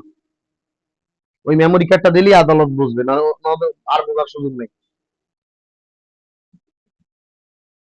ঠিক আছে? আদালতে বলতেছে মাননীয় আদালত, রতনের মোবাইল এটা 2 জিবি মেমোরি কার্ড আছে, ওই মেমোরি কার্ড একটা ভিডিও আছে, ওই ভিডিওতে মামলার আসল গোড়া ডকুমেন্টটা আদালতে শুধু মুখ দিয়ে কথা কইও না তো, মেমোরি কার্ডটা নিয়ে আসো। মেমোরি কার্ডটা নিয়ে আসো, মুখ দিয়ে তো কথা বলতে হয় না। যাও মেমোরি কার্ডটা নিয়ে আসো। এই যে কি বললো, ডিজিটাল রেকর্ড বাদে সকল ক্ষেত্রে মৌখিক সাক্ষ্য চলে, ডিজিটাল রেকর্ডের ক্ষেত্রে মৌখিক সাক্ষ্য চলে না। আদালতে যাও মেমোরি কার্ডটা নিয়ে আসো, আমার সামনে এই সময় নষ্ট করো না। তবে এই কথাটা গ্রহণযোগ্য যে মাননীয় আদালত আমার কথা তো বিশ্বাস করলেন না, এই লন 2 জিবি মেমোরি কার্ড, এই মেমোরি কার্ডটা রতন ব্যবহার করছে আজকে 7 বছর যাবত, ওইখানে একটা ভিডিও আছে। এবার আদালত মেমোরি কার্ডটা হাতে নিয়ে দেখতেছে, বলতেছে ইয়েস, তোমার এই কথাটা গ্রহণযোগ্য, কারণ তুমি সত্যতা প্রমাণের জন্য কথাটা বলেছো। এই হচ্ছে আজকের class. That's all my submission your honour. ঠিক আছে, I have nothing to submit. ঠিক আছে।